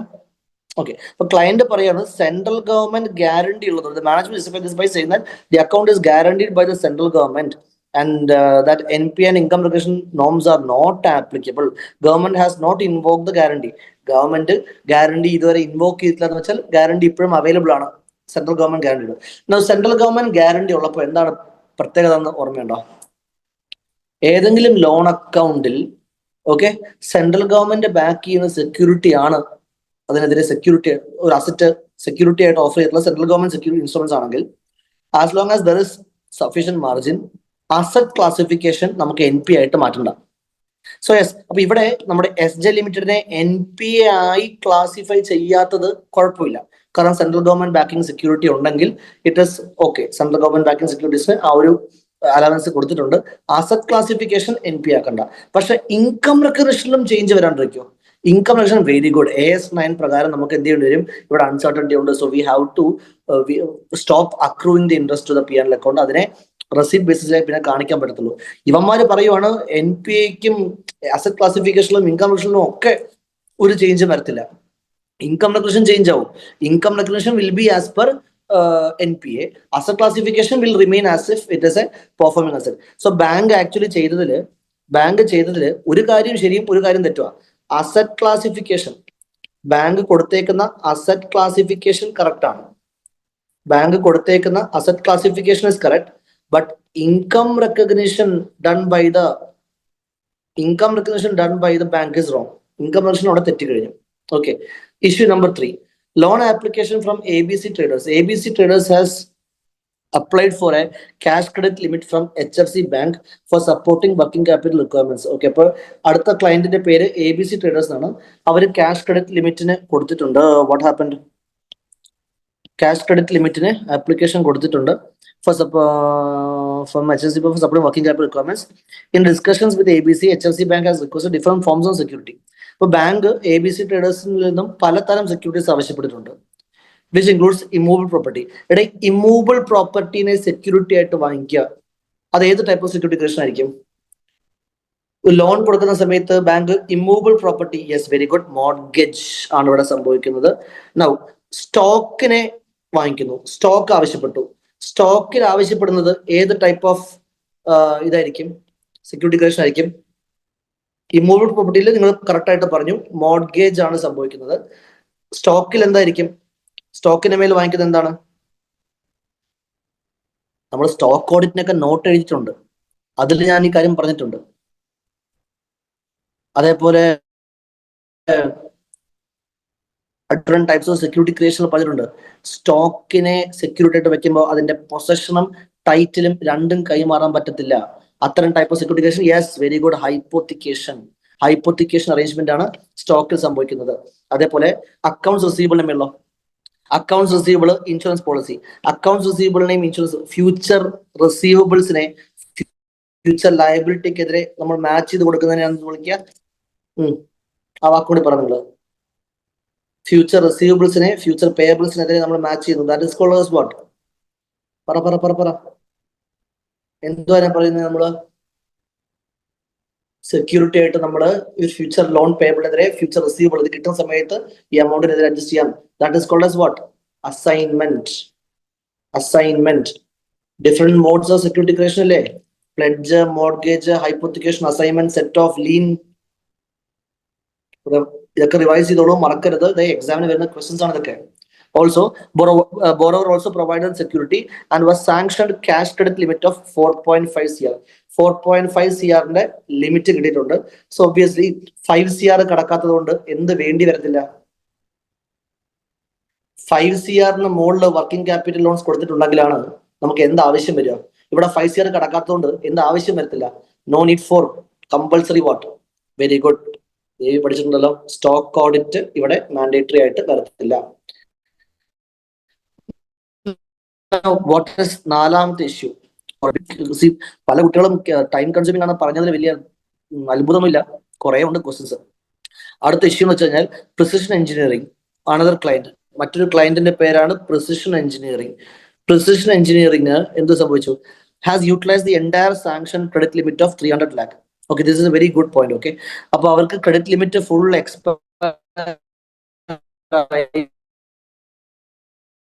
308 ലക്ഷമുണ്ട് ഔട്ട് ആൻഡ് ബാലൻസ്. ഈ പ്രിസിഷൻ എഞ്ചിനീയറിംഗ് എന്നുള്ള ക്ലയന്റിന് 308 ലക്ഷം, അതായത് 3.08 crore ഇപ്പൊ ഏതാണ്ട് ഔട്ട്സ്റ്റാൻഡിംഗ് ബാലൻസ് ഉണ്ട്. Bank classified the account as substandard asset. Substandard asset ആയിട്ടാണ് ബാങ്ക് ഇപ്പൊ ഇതിനെ ക്ലാസിഫൈ ചെയ്തേക്കുന്നത്. Maybe they are in the first year of becoming NPA. One fine day, the DGM, Divisional General Manager of the bank, was passing through the area in which the borrower is located and observed that the building occupied by the borrower is damaged. There is no machinery stock, nothing is there. Borrower വിളിച്ചു നോക്കിയപ്പോൾ telephonically was also not available. He ordered the independent verification of asset and the report was submitted that എടാ എന്തുവാ സംഭവം, നമുക്ക് precision engineering എന്നുള്ളൊരു client ഉണ്ട്. Okay, ഇപ്പൊ കേൾക്കാൻ പറ്റുന്നുണ്ടോ? ഇല്ല, ജസ്റ്റ് ഞാൻ ക്വസ്റ്റ്യൻ വായിച്ചേ ഉള്ളൂ, ഞാൻ അനാലിസിസ് പറയാൻ പോകുന്നേ ഉള്ളൂ. കേൾക്കാൻ പറ്റുന്നുണ്ടോ? കേൾക്കാൻ പറ്റുന്നുണ്ടല്ലോ? Hello, listen. ഈ പ്രിസിഷൻ എഞ്ചിനീയറിംഗ് എന്നുള്ളൊരു ക്ലയന്റ് ഉണ്ട്. പ്രിസിഷൻ എഞ്ചിനീയറിംഗ് എന്ത് ചെയ്തിട്ടുണ്ട്? അവർക്ക് 308 ലക്ഷം രൂപയുടെ ഔട്ട്സ്റ്റാൻഡിംഗ് ലയബിലിറ്റി ഉണ്ട്. 308 ലക്ഷം, അതായത് 3 കോടി പ്ലസ് ലയബിലിറ്റി ഉണ്ട്. Now what happened was, ഈ ലോണിനെതിരെ അവർ എന്ത് സെക്യൂരിറ്റി ആണോ വെച്ചേക്കുന്നത്, ആ സെക്യൂരിറ്റിയുടെ വാല്യൂ ഫുൾ നഷ്ടമായി. Talking about a concept called as erosion in the value of security. സെക്യൂരിറ്റിയുടെ വാല്യൂ ഇറോഡ് ചെയ്തിട്ട് ലോൺ ഔട്ട്സ്റ്റാൻഡിംഗ് അമൗണ്ടിന്റെ 10% താഴെ പോയി. സി, ഇവിടെ ലോൺ ഔട്ട്സ്റ്റാൻഡിംഗ് അമൗണ്ട് 308 ലക്ഷമാണ്. 308 lakh was the outstanding amount. അതിന്റെ 10% എന്ന് പറഞ്ഞാൽ പോലും 30.8 ലക്ഷമാണ്. ഇപ്പൊ സെക്യൂരിറ്റി ഇറോഡ് ചെയ്തതിന് ശേഷം എത്ര രൂപയുടെ സെക്യൂരിറ്റി നമുക്ക് അവൈലബിൾ ആയിട്ടുള്ളൂ? വി ഓൺലി ഹാവ് സെക്യൂരിറ്റി പറഞ്ഞേക്കുന്നത് 25 lakh. 25 lakhന്റെ സെക്യൂരിറ്റി ഉള്ളൂ. അതായത് after the erosion we have security value which is less than 10% of the borrowing account. ഓർമ്മയുണ്ടോ ഈ നോട്ട് നമ്മൾ ചെയ്തിട്ടുള്ളത്? Yes, this asset should be classified as a loss asset. അപ്പോ ഇവൻ ഇപ്പൊ ഇവിടെ ക്ലാസിഫൈ ചെയ്തേക്കുന്ന ഏത് രീതിയിലാ? സബ്സ്റ്റാൻഡേർഡ് അസറ്റ് ആയിട്ട് കാണിച്ചിരിക്കുന്നത് തെറ്റാണ്. ഇതിനെങ്ങനെ വേണം കാണിക്കാൻ? ലോസ് അസറ്റ് ആയിട്ട് വേണം കാണിക്കാൻ. മനസ്സിലാവുന്നുണ്ടോ? Yes, very good question. Okay, so based on these things, okay, അപ്പൊ നമ്മൾ data full case study full analyse ചെയ്തു. ഇനി നമുക്ക് ക്വസ്റ്റ്യൻസ് ചെയ്ത് നോക്കാം. Whether asset classification of account of X correct ആണോ? എക്സിൽ എന്തായിരുന്നു മിസ്റ്റേക്ക് നമ്മൾ കണ്ടിട്ടുള്ളത്? എക്സ് എന്ന് വെച്ചാൽ ആദ്യത്തെ ക്ലയന്റ്. എക്സിലാണ് മറ്റേ കൺസോർഷ്യം അഡ്വാൻസ് ആണ്. 180 ഡേയ്സിൽ അക്രൂ ആയേക്കുന്ന ഇൻട്രസ്റ്റിന് എത്രയും പോലും റിക്കവറി വന്നിട്ടില്ല. സോ ബാങ്ക് പറഞ്ഞേക്കുന്നത് പെർഫോമിംഗ് അസറ്റ് അല്ല, അത് നോൺ പെർഫോമിംഗ് അസറ്റ് ആണ്. So is the classification of X limited correct? No. Option D, classification is not in order. It has to be done on the basis of record of recovery of HSB Bank. കാരണമല്ലോ നമ്മുടെ ഈ first case സ്റ്റഡിയിൽ 1.75 CR interest accrue ആയതിനെതിരെ 1.25 interest വന്നിട്ടുള്ളത് മാത്രമല്ല, ഇവന്മാര് performing asset എന്ന് പറഞ്ഞ് ക്ലാസിഫൈ ചെയ്തു HSB ബാങ്ക്. കാരണം എന്താ? ലീഡ് ബാങ്ക് പറഞ്ഞത്. ലീഡ് ബാങ്ക് അല്ല തീരുമാനിക്കേണ്ടത്, മെമ്പർ ബാങ്കിന്. കൺസോർഷ്യം അഡ്വാൻസിൽ നമ്മൾ പറഞ്ഞിട്ടുണ്ട്, കൺസോർഷ്യം അഡ്വാൻസിൽ ലീഡ് ബാങ്കിന് പൈസ കിട്ടിയാലും കൺസോർഷ്യം മെമ്പേഴ്സിന് ശരിക്കും പൈസ റിക്കവറി വന്നാൽ മാത്രമേ ഇവര് NPA ആയിട്ട് അല്ലെങ്കിൽ പെർഫോമിംഗ് ആയിട്ടൊക്കെ ക്ലാസിഫൈ ചെയ്യാൻ പറ്റത്തുള്ളൂ. സോ ലീഡ് ബാങ്ക് അല്ല ഇവിടെ തീരുമാനിക്കേണ്ടത്. മെമ്പർ ബാങ്കിന് പൈസ കിട്ടിയിട്ടില്ല, 1.75 ഡെബിറ്റിനെതിരെ 1.25 ക്രെഡിറ്റേ ഉള്ളൂ. So it is out of order, it is NPA. So the classification of HSB bank is wrong. അടുത്തത് SJ ലിമിറ്റഡുമായിട്ട് ബന്ധപ്പെട്ടിട്ട് is the bank's decision on not to apply NPA and income reduction. മറ്റേ central government guarantee ഉണ്ടെങ്കിൽ bank എന്തുവാ പറഞ്ഞേ? NPA ക്ലാസിഫിക്കേഷനിലും മാറ്റമില്ല, ഇൻകത്തിലും മാറ്റമില്ല. തെറ്റാണ്. NPA ക്ലാസിഫിക്കേഷൻ മാറ്റണ്ട, ഇൻകം റെക്കഗ്നിഷൻ അവർ ചെയ്തേക്കുന്ന തെറ്റാ. It should have been change, right? So എന്താണ് ആൻസർ? ഓപ്ഷൻ എ വായിച്ചു നോക്കിയടാ. The bank is correct to the extent of not applying NPA norms for provisioning purpose. However, this exemption is not available for income recognition. ഇതാണ് answer. അവർ asset classification ചെയ്തേക്കുന്നത് correct. അത് provisioning മറ്റേ ഇതായിട്ട് മാറ്റേണ്ട, NPA ആയിട്ട് മാറ്റേണ്ട, provision ഇടണമെന്നൊന്നും ആവശ്യമില്ല. പക്ഷെ ഇൻകം റിക്കഗ്നിഷൻ അവർ ചെയ്തേക്കുന്നത് തെറ്റാണ്. അവര് എന്ത് ചെയ്യണം? അവർ അതിനെ ഒരു ചേഞ്ചും ഇല്ലാണ്ട് വെക്കുന്നത് തെറ്റാ. So bank is wrong. So option A is the answer. Okay ആണോ? ബാക്കി ഓപ്ഷൻസ് ഒക്കെ നോക്കിയേ. The bank is not correct for not applying the NPA norms for provisioning the purposes but this exemption is available for income recognition. അല്ല, bank is not correct for not applying the. Bank NPA provisioning മാറ്റാത്തതിൽ correct ആണ്. Bank is not correct എന്ന് പറഞ്ഞാൽ തെറ്റാ. So B is wrong. The bank is correct in not applying the NPA norms and income recognition. Both are not applicable. Wrong.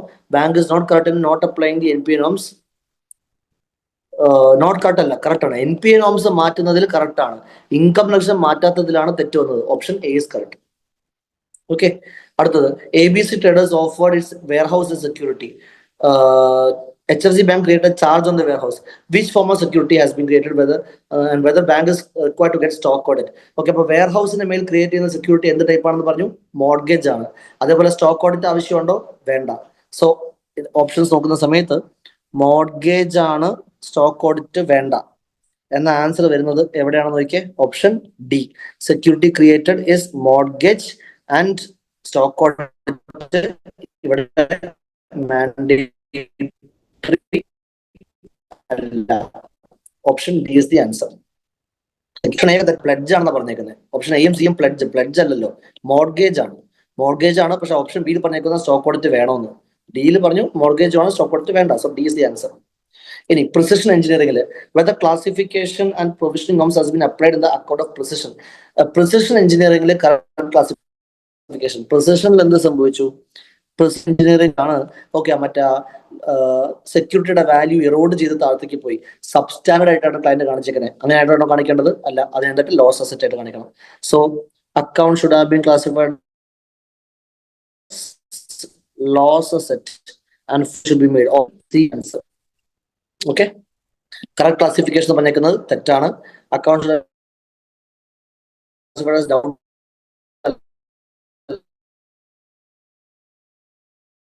സംഭവം.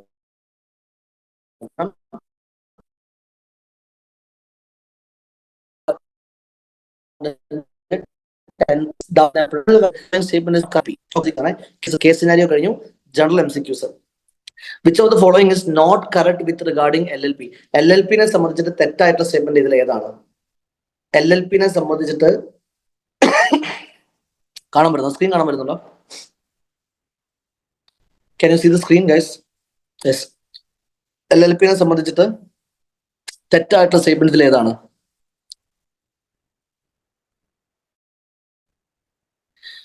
മൂന്നെണ്ണം ശരിയായിരിക്കും, ഒരെണ്ണം തെറ്റാണ്. Option is wrong. Why? Because നിങ്ങളുടെ book എടുത്ത് നോക്കിയാൽ കാണാൻ പറ്റും. ആനുവൽ റിട്ടേൺസിൽ May 30th വരെ സമയം നമ്മൾ പറഞ്ഞല്ലോ, 60 ദിവസം. ഇവിടെ 30 days പറഞ്ഞു. So C is wrong. Identify the wrong statements. Yes, very good, very good. അടുത്ത്, in case of intangible asset. Okay, again ഈ ക്വസ്റ്റ്യൻ നമ്മുടെ പെൻഡിങ് ടോപ്പിക്സ് തന്നെയാണ്. വൗച്ചർ വെരിഫിക്കേഷൻ ചാപ്റ്ററും ഇന്റർ കറോളുടെ കുറച്ച് ടോപ്പിക്സ് നമുക്ക് എടുക്കാൻ ബാക്കിയുണ്ട്. May 25 ബാച്ചിന് ഓൾറെഡി എക്സിസ്റ്റിംഗ് പിള്ളേർക്ക് ഇതിനെപ്പറ്റി അറിയുന്നുണ്ടാവും. നമ്മുടെ വൗച്ചർ വെരിഫിക്കേഷൻ ചാപ്റ്ററിൽ ഓഡിറ്റ് ഡിഫറെന്റ് ഐറ്റംസ് ചാപ്റ്ററിൽ ഇൻടാഞ്ചിബിൾ അസറ്റ്സിനെ പറ്റി പറയുന്നുണ്ട്. ഇൻഫാക്ട് ചിലപ്പോൾ നിങ്ങൾ AS ക്ലാസ്സിൽ AS 26 പഠിച്ചിട്ടുണ്ടെങ്കിൽ ഇത് സിമ്പിൾ ആയിരിക്കും. ഈ ഓഡിറ്റ് ഓഫ് ഡിഫറെന്റ് ഐറ്റംസ് ചാപ്റ്ററിൽ നമുക്ക് AS ലോ ക്വസ്റ്റൻസ് കൂടി വരുമല്ലോ. ഇത് ആക്ച്വലി ഒരു അക്കൗണ്ടിങ് സ്റ്റാൻഡേർഡ് 26 ബേസ്ഡ് ആയിട്ടുള്ള ക്വസ്റ്റൻ ആണ്. ഓഡിറ്റ് ഓഫ് ഡിഫറെന്റ് ഐറ്റംസ് ഉള്ള ചാപ്റ്ററിലാണ് ഇങ്ങനത്തെ AS ഒക്കെ ചോദിക്കാനുള്ള പോസിബിലിറ്റി ഉള്ളത്. If an intangible asset is not in use, നമ്മൾ എന്താണ് ചെക്ക് ചെയ്യേണ്ടത്? If intangible asset is not in use, നമ്മൾ ആദ്യം ബോർഡ് റെസൊല്യൂഷൻ പാസ്സാക്കി ബോർഡ് ഓഫ് ഡയറക്ടേഴ്സിന് അപ്രൂവൽ മേടിച്ചിട്ട് ഇതിനെ ബാലൻസ് ഷീറ്റിൽ നിന്ന് ഇൻടാഞ്ചിബിൾ അസറ്റ് ആയിട്ട് മാറ്റണം. പിന്നീട് അതിനെ അമോർട്ടൈസ് ചെയ്യാൻ വേണ്ടി പാടില്ല. ഇങ്ങനത്തെ റിക്വയർമെന്റ്സ് ഒക്കെയാണുള്ളത്. സോ അവർ പറഞ്ഞേക്കുന്നത് എന്തുവാ? The deletion with respect to intangible asset should be has been record in the books of accounts post approval by the entity's management. അപ്പൊ മാനേജ്മെന്റിന്റെ അപ്രൂവൽ കിട്ടിയിട്ട് ഡിലീഷൻ നടത്തണം എന്ന് പറഞ്ഞു. കറക്റ്റ് ആണ്. Amortisation charge should be ceased, അതും correct ആണ്. എയും കറക്റ്റ് ആണ്, ബിയും കറക്റ്റ് ആണ്. നമുക്ക് നോക്കാം.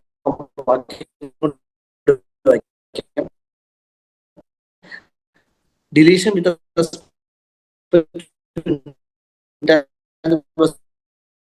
has been recorded in the book of accounts well shall C is the perfect answer, more suitable answer. അതായത് ഇൻടാഞ്ചിബിൾ അസറ്റ് നമ്മൾ വർക്ക് യൂസ് ചെയ്യുന്നില്ല, ഒരു അസറ്റ് നമ്മൾ യൂസ് ചെയ്യുന്നില്ല എന്നുണ്ടെങ്കിൽ അതിനെ എന്ത് ചെയ്യുക, ഡി റെക്കഗ്നൈസ് ചെയ്യുക with the approval of the management, എന്നിട്ട് പിന്നീട് അതിനെ മേലത്തെ അമോർട്ടൈസേഷൻ ചാർജ് ചെയ്യേണ്ട ആവശ്യമില്ല. അടുത്ത question, management of ECX Limited acknowledged that going concern assumption will not be suitable while preparing the FS and informs the auditor that the factor of uncertainty was suitably disclosed in the notes to accounts. How should the auditor address them? Okay, അപ്പൊ പറഞ്ഞിരിക്കുകയാണ് നമ്മുടെ client he is saying that going concern assumption നമുക്ക് suitable അല്ല. In fact going concern ബേസിസിലല്ല prepare ചെയ്യുന്നത്, fundamental accounting assumption ആയിട്ടുള്ള going concern അല്ല FS prepare ചെയ്യുന്നത്. അങ്ങനെയല്ല പ്രിപ്പയർ ചെയ്യുന്നത്. ഗോയിങ് കൺസേൺ ഇല്ല, ഗോയിങ് കൺസേൺ പ്രകാരം മുന്നോട്ട് പോകാൻ നമുക്ക് താല്പര്യമില്ല എങ്കിൽ പിന്നെ എങ്ങനെയാ പ്രിപ്പയർ ചെയ്യേണ്ടിയിരുന്നത്? ഫണ്ടമെന്റൽ അക്കൗണ്ടിങ് അസംഷൻ ആയിട്ടുള്ള ഗോയിങ് കൺസേൺ പാലിക്കുന്നില്ല, നിങ്ങൾക്ക് അടച്ചു പൂട്ടി പോകാൻ ഉദ്ദേശിക്കുന്നുണ്ടെങ്കിൽ പിന്നീട് എങ്ങനെയാ ലിക്വിഡേഷൻ, വെരി ഗുഡ്, ലിക്വിഡേഷൻ ബേസിൽ വേണം പ്രിപ്പയർ ചെയ്യാൻ. അപ്പോ ലിക്വിഡേഷൻ ബേസിസിൽ പ്രിപ്പയർ ചെയ്യുന്നതിന് പകരം ഗോയിങ് കൺസേൺ ബേസിസിൽ തന്നെ കാണിച്ചാൽ it is actually against truth and fairness, adverse report കൊടുക്കണം. SA 570 നമ്മളൊരു ഫ്ലോ ചാർട്ട് പഠിച്ചിട്ടുണ്ടാവും ഓഡിറ്റിന്റെ റെസ്പോൺസ് മനസ്സിലാക്കാനായിട്ട്. അതിൽ കൃത്യമായിട്ട് പറയുന്നുണ്ട്, if the going concern is inappropriate, client പറയുകയാണ് ഗോയിങ് കൺസേൺ അവർക്ക് പ്രോപ്പർ അല്ലെന്ന്. So if the going concern is inappropriate actually adverse opinion കൊടുക്കണ്ടേ. പക്ഷെ 4 ഓപ്ഷൻസിലും അഡ്വേഴ്സ് ഒപ്പീനിയൻ ഇല്ല. ഓക്കെ, അപ്പൊ നമുക്ക് തോന്നുന്നു there is something technical glitch with the question.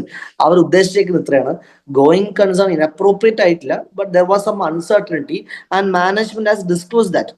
അപ്പൊ അൺസർട്ടനിറ്റി ഉണ്ട്, ഡിസ്ക്ലോസ് ചെയ്യും, അൺസർട്ടനിറ്റി ഉണ്ട് ഗോയിങ് കൺസേണിൽ, പക്ഷെ അത് ഡിസ്ക്ലോസ് ചെയ്തു എന്ന ഉദ്ദേശമാണ് മാനേജ്മെന്റ് ആ ക്വസ്റ്റ്യൻ, അതാണ് അവർ ഉദ്ദേശിക്കുന്നത്. ഓക്കെ, അപ്പൊ നമ്മൾ എന്താ ചെയ്യുക, ഡിസ്ക്ലോസ് ചെയ്തിട്ടുണ്ടെങ്കിൽ നമുക്ക് പിന്നെ ഒപ്പീനിയൻ മോഡിഫൈ ചെയ്യേണ്ട ആവശ്യമില്ല, നമ്മളും കൂടി അത് ഹൈലൈറ്റ് ചെയ്യും. എവിടെ ഹൈലൈറ്റ് ചെയ്യും? Yes, very good, going concern പാരഗ്രാഫില് material uncertainty relating to going concern, അതാണ് ആ പാരഗ്രാഫിന്റെ ഫുൾ നെയിം. അപ്പോൾ ആ പാരഗ്രാഫിൽ നമ്മൾ കമ്മ്യൂണിക്കേറ്റ് ചെയ്യും. ഓപ്ഷൻ എ ആണ് ആൻസർ. ബിയും സിയും ഡിയും എന്താ തെറ്റെന്ന് വെച്ച് കഴിഞ്ഞാൽ അവർ പറയാ കീ ഓഡിറ്റ് മാറ്റേഴ്സിൽ പറഞ്ഞാൽ മതിയെന്ന്. കീ ഓഡിറ്റ് മാറ്റേഴ്സ് അല്ലല്ലോ. കീ ഓഡിറ്റ് മാറ്ററിൽ SA 701 കൃത്യമായിട്ട് പറയുന്നുണ്ട്, key audit matters not a substitute for disclosures regarding uncertainties about going concern. So BCD all wrong, A is the correct answer. നമ്മൾ ഗോയിങ് കൺസേൺ മറ്റേ material uncertainty of going concern ആ ഹെഡിങ്ങിന്റെ താഴെയാണ് അത് കാണിക്കുക. 16th ക്വസ്റ്റ്യൻ കഴിഞ്ഞു. The case studies is over. 30 മാർക്കിന്റെ case studies is actually over. Approximately 1 hour എടുത്തു. 1 അവറിൽ 30 മാർക്കിന്റെ കേസ് സ്റ്റഡീസ് കഴിഞ്ഞു. 1 അവറിൽ ഒരു 10 മിനിറ്റ് നിങ്ങളുടെ മറ്റേ MCQs തപ്പാൻ വേണ്ടി പോയി. അതാരെങ്കിലും കണ്ടുകിട്ടി കഴിഞ്ഞാൽ പറഞ്ഞേ, ഞാൻ യൂട്യൂബില് ഇത് അപ്ലോഡ് ചെയ്യുന്ന സമയത്ത് കമന്റ് ബോക്സിൽ വിടാം നമ്പർ ഓഫ് എത്രാമത്തെ ക്വസ്റ്റൻ ആണെന്ന്. I will tell. Yes, listen. Page number 276. നിങ്ങളുടെ പേജ് നമ്പറും എന്റെ പേജ് നമ്പറും ഡിഫറെന്റ് ആയിരിക്കൂടാ അഞ്ജലി. അത് MCQ ആയിരുന്നോ കേസ് സ്റ്റഡി ആയിരുന്നോ? MCQ ആണോ കേസ് സ്റ്റഡി ആണോ? ഞാനത് എന്റെ PDF ഡൗൺലോഡ് ചെയ്തിട്ട് സെർച്ച് ചെയ്ത് നോക്കേണ്ടി വരും. Stock consumption analysis. ഈ 276 ഇപ്പൊ കണ്ടു എന്ന് പറഞ്ഞത് കേസ് സ്റ്റഡി ആണോ MCQ ആണോ? ഓഡിറ്റ് ഓഫ് ഡിഫറെന്റ് എൻറ്റിറ്റീസ് ചാപ്റ്ററിലോ? അതിന്റെ അകത്തായിരുന്നോ? ഒരു സെക്കൻഡ് എന്ന് നോക്കട്ടെ, ചിലപ്പോൾ ആയിരിക്കാം. ഞാൻ പറയേ SA ക്വസ്റ്റ്യൻസ് ചിലപ്പോൾ സ്പ്ലിറ്റ് ചെയ്ത് കിടക്കും. ഇപ്പൊ 500 Cs തന്നെ ആകണമെന്നില്ല അത്. ഒരു മിനിറ്റ്, കേസ് സ്റ്റഡീസ് അല്ലേടാ? കേസ് സ്റ്റഡീസിൽ എത്രാമത്തെ കേസ് സ്റ്റഡി ആണെന്ന് പറയാ പെട്ടെന്ന്. എത്രാമത്തെ കേസ് സ്റ്റഡി ആണ്?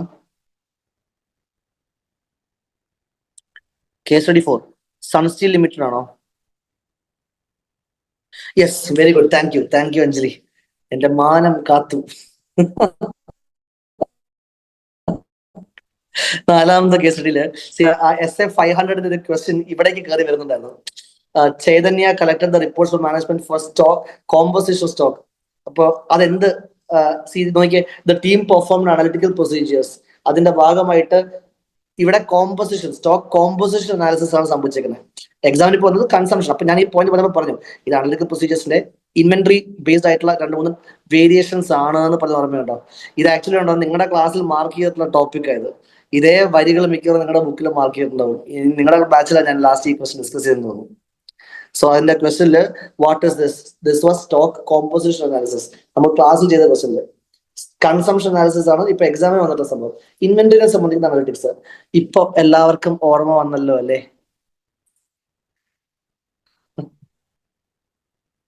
സമാധാനമായി, ആരെങ്കിലും ഒരാൾ കണ്ടുപിടിച്ചല്ലോ, അല്ലെങ്കിൽ ഞാൻ ഇത് ആലോചിച്ചോണ്ടിരിക്കുന്നുണ്ട്. എനിവേസ് ഗൈസ് ഉണ്ട്. Okay, let's get back to our business. So yes, case studies കഴിഞ്ഞു. സി, എന്ത് തോന്നുന്നു, നിങ്ങൾ ഒന്ന് പഠിച്ചിട്ട് പോയിരുന്നുവെങ്കിൽ, ഇഫ് യു കട്ട് സ്റ്റഡി, നിങ്ങൾ പഠിച്ചിട്ട് ഇപ്പൊ നിങ്ങളാണ് ഈ എക്സാം എഴുതുന്നതെങ്കിൽ, do you find confidence no? നിങ്ങൾക്കിത് മിനിഞ്ഞാന്ന് നടന്ന എക്സാമിന് MCQs 30 മിനിമം ഒരു 25+, 26+ കിട്ടും എന്നൊരു കോൺഫിഡൻസ് ഉണ്ടോ? നമ്മളിപ്പോ എല്ലാ ക്വസ്റ്റ്യൻസും 3 കേസ് സ്റ്റഡീസും MCQസും ഡിസ്കസ് ചെയ്തു. ഏതെങ്കിലും മനസ്സിലാകാത്ത ഏരിയാസ് ഉണ്ടായിരുന്നോ? നമ്മൾ പഠിക്കാത്തതായിട്ടോ മനസ്സിലാക്കാൻ പറ്റാത്തതായിട്ടോ ഏതെങ്കിലും ടോപ്പിക് ഉണ്ടായിരുന്നോ? സി, അടുത്ത എക്സാം എഴുതാൻ പോകുന്നത് ഇനി മെയിലിൽ നിങ്ങളാണ് ഹോട്ട് സീറ്റിൽ ഇരിക്കാൻ വേണ്ടി പോകുന്നത്. നിങ്ങൾക്ക് വേണ്ടിയിട്ടാണ് ഞാനിപ്പോൾ മെയിൻ ആയിട്ട് ചെയ്യുന്നത്. ഇപ്പൊ എഴുതി കഴിഞ്ഞിട്ടുള്ള ആൾക്കാരൊക്കെ ഇനി പാസ്സായി പോയിക്കോളും, അവരെ ഇനി ഫൈനലിൽ കാണാം. നിങ്ങൾക്ക് വേണ്ടിയിട്ടുള്ളതാണ് ഞാൻ ഈ സംഭവം. നിങ്ങൾക്ക് എന്ത് തോന്നുന്നു? Did you find the questions comfortable? Was it comfortable for you? Yes, bank ഓഡിറ്റിന്റെ മറ്റേ 8 ഈ തവണ എക്സാം ആക്ച്വലി ബാങ്ക് ഓഡിറ്റിന് ഡിസ്ക്രിപ്റ്റീവ് വന്നിട്ടില്ല. 8 മാർക്കിന് MCQs ആണ് വന്നിരിക്കുന്നത്. How was the question guys? How was the josh now? എന്താണ് അവസ്ഥ? കുറെയൊക്കെ ചെയ്യാൻ പറ്റിയായിരുന്നോ? അറ്റ്ലീസ്റ്റ് പറയുമ്പോൾ പെട്ടെന്ന് കണക്ട് ചെയ്യുന്നുണ്ടോ? Maybe you are in between your other classes now auditing. ചിലപ്പോൾ ഇപ്പൊ ഈ വീക്കിൽ ഇമ്മീഡിയറ്റ്ലി റിവൈസ് ചെയ്തിട്ടുണ്ടാവില്ലായിരിക്കാം. നിങ്ങൾ മേ ബി റിവൈസ് ചെയ്തിട്ടുണ്ടാകാം. ദേവി റിവൈസ് ചെയ്തിട്ടുണ്ടെന്ന് തോന്നുന്നു. കുറച്ച് ആൻസേഴ്സ് പറയുന്നത് കേട്ടിട്ടുള്ളത് ശരിയായിരുന്നു. ബാക്കിയുള്ളവർക്ക് അറ്റ്ലീസ്റ്റ് ബാക്കിയുള്ളവർക്ക് അല്ല, ദേവി കറക്റ്റ് ആയിട്ടോ, കുറച്ച് ആൻസേഴ്സ് ഒക്കെ ദേവി പറഞ്ഞത് കറക്റ്റ് ആയിരുന്നല്ലോ. ബാക്കിയുള്ളവർക്ക് I am asking everyone, answer പറയുമ്പോഴെങ്കിലും ഓക്കെ സംഭവം കണക്ട് ചെയ്തിരുന്നോ? ബാങ്ക് ഓഡിറ്റ് ആയിക്കോട്ടെ, ഈ പറയുന്ന മറ്റേ SF 500, 300. യെസ്, ദിസ് വാസ് ഇപ്പൊ ഈ സ്റ്റാൻഡേർഡ് ആയിട്ടുള്ള ഒരു പേപ്പർ എന്നറിയപ്പെട്ട മിനിഞ്ഞാന്നത്തെ പേപ്പറിലത്തെ ആൻസേഴ്സ് ആണ് ഇതെല്ലാം. 30 മാർക്കിൽ വന്നിട്ടുള്ള MCQs ആണ്. ഫൈൻ, ഓക്കെ, 1 hour കഴിഞ്ഞു. നമുക്ക് ഡിസ്ക്രിപ്റ്റീവ് പെട്ടെന്ന് പെട്ടെന്ന് പറയാം. ഡിസ്ക്രിപ്റ്റീവിലത്തെ first question, AP and Co chartered accountants are appointed as the statutory auditors of Heavy Industries Limited, a listed company. അപ്പോൾ ഏതൊരു ക്ലയന്റിനെ നമ്മൾ ഓഡിറ്റ് ചെയ്യാൻ വേണ്ടി പോയി. ഹെവി ഇൻഡസ്ട്രീസ് ലിമിറ്റഡ് എന്നാണ് ക്ലയന്റിന്റെ പേര്. Okay, as per the recent guidelines issued by the regulatory authorities issued ചെയ്തിട്ടുള്ള guideline പ്രകാരം every company is required to maintain digital database of all the personnel. Okay, in case of non-compliance, fines will be imposed. CAP, the engagement partner, is the engagement partner. CAP planned that he would inquire the in-house IT head about the maintenance of digital database to identify and assess the risk of non-compliance with regulatory guidelines. Okay, കുറച്ച് standard കൂടിയിട്ടുള്ള ഒരു question ആണ് സംഭവം. ഈ question നിങ്ങൾ എക്സാമിന് മുമ്പ് revise ചെയ്യുമ്പോഴും ജസ്റ്റ് ഒന്ന് നോക്കിക്കോ. ഒരു ഗുഡ് ക്വസ്റ്റ്യൻ, അത്യാവശ്യം ഇൻഡയറക്റ്റ് ആയിട്ട് വരുന്ന ക്വസ്റ്റ്യൻ ആണ്. ക്വസ്റ്റ്യൻ വായിച്ചു കഴിഞ്ഞാൽ നമുക്ക് മനസ്സിലാകത്തില്ല ഇതിപ്പോ ഏത് ഏരിയ ആണെന്ന് ചോദിക്കുന്നതെന്ന്. എന്തോ സംഭവിച്ചേക്കുന്നത്, ഏതോ ഒരു AP അസോസിയേറ്റ്സ് എന്നുള്ള CA ഫേമിനെ ഹെവി ഇൻഡസ്ട്രീസ് എന്നൊരു കമ്പനിയിൽ ഓഡിറ്ററായിട്ട് അപ്പോയിന്റ് ചെയ്തു. ആ ഹെവി ഇൻഡസ്ട്രീസിന് എന്തൊക്കെയോ റെഗുലേറ്ററി റിക്വയർമെന്റ്സ് ഉണ്ടായിരുന്നു to maintain some digital database. Maintain ചെയ്തിട്ടില്ലെങ്കിൽ അവർക്ക് നോൺ കംപ്ലയൻസ് ഫൈൻ ഒക്കെ വരുമെന്ന് പറഞ്ഞു. സോ ഇത് ഡിജിറ്റൽ ഡാറ്റാബേസ് മെയിൻറ്റെയിൻ ചെയ്യുന്നതെന്ന് പറയാനായിട്ട് ഓഡിറ്റർ IT ഡിപ്പാർട്ട്മെന്റിനോട് എൻക്വയറീസ് നടത്തി. അത്രേ സംഭവിച്ചിട്ടുള്ളൂ. In the light of above facts, explain whether is required to consider the maintenance of digital strategy. So അവിടെ ആ ക്വസ്റ്റ്യനിൽ ക്ലൂ തന്നിട്ടുണ്ട്, ഓഡിറ്റ് സ്ട്രാറ്റജി ബേസ്ഡ് ആയിട്ടുള്ള ക്വസ്റ്റ്യൻ ആണ് സംഭവം. Whether CAP is required to do that? Yes, he is required to do that. കാരണം എന്താ, audit strategy എടുത്ത് നോക്കിയേ. Yes, very good. Audit strategy എടുത്ത് കഴിഞ്ഞാൽ ഓഡിറ്റ് സ്ട്രാറ്റജി ഉണ്ടാക്കാനായിട്ട് 5 ലിങ്ക്സ് ഉണ്ട്. Identify the character of the engagement, അത് 4 സബ് പോയിന്റ്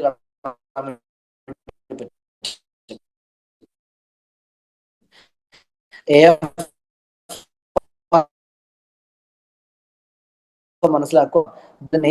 സോ ബേസിക്കലി ഇവിടെ ഓഡിറ്റ് ചെയ്യാൻ വേണ്ടി പോകുമ്പോൾ ക്ലയന്റ് എന്റിറ്റിയുടെ റെഗുലേറ്ററി, അവർക്ക് ആ ബിസിനസ്സിൽ റെലവെന്റ് ആയിട്ടുള്ള റെഗുലേറ്ററി അതോറിറ്റീസ് ആവശ്യപ്പെടുന്ന റിപ്പോർട്ടിംഗ് റിക്വയർമെന്റ്സ് ഓഡിറ്റർ ചെക്ക് ചെയ്യണം. It is A part of making strategy. So as per say 300 in planning note of FS, the planning process includes activities. In developing audit strategy, the first activity is identifying the character of the engagement. In ascertaining identifying the character of the engagement, and this is one of that point. So yes, whether the procedures planned by CAP is in line 300 പ്രകാരമാണ്. പിന്നെ അതിനുശേഷം എന്ത് ചെയ്യണം, സ്ട്രാറ്റജിനെ പറ്റി just ഒന്ന് പറയാം. Strategy എന്ന് വെച്ചാൽ ഓഡിറ്റിന്റെ ബ്രോഡ് നേച്ചർ, ടൈമിംഗ് ഒക്കെ മനസ്സിലാക്കാൻ സഹായിക്കുന്നതാണ്. അതിന് വേണ്ടിയിട്ടാണ് ഇത് ചെയ്യുന്നത്. അതിനുശേഷം പ്ലാനിലോട്ട് ഫോക്കസ് ചെയ്യും. So that is this question. അപ്പോ ഓഡിറ്റ് സ്ട്രാറ്റജി SA 300 അതിന്റെ ആ headings, identifying the characters of the engagement, അത് ബേസ് ആയിട്ടുള്ള ക്വസ്റ്റ്യൻ ആണ് പോന്നേക്കുന്നത്. ഇത്തവണ RTPയിലും MTPയിലും പ്രീവിയസ് എക്സാമിനൊക്കെ ഓഡിറ്റ് സ്ട്രാറ്റജിയുടെ മറ്റ് എലമെന്റ്സ് വന്നിട്ടുണ്ട്. How to ascertain the reporting objectives ചോദിച്ചിട്ടുണ്ട്. What are the factors that are required in directing the engagement teams effort? നിങ്ങൾ ആ area മര്യാദയ്ക്ക് പഠിച്ചോ.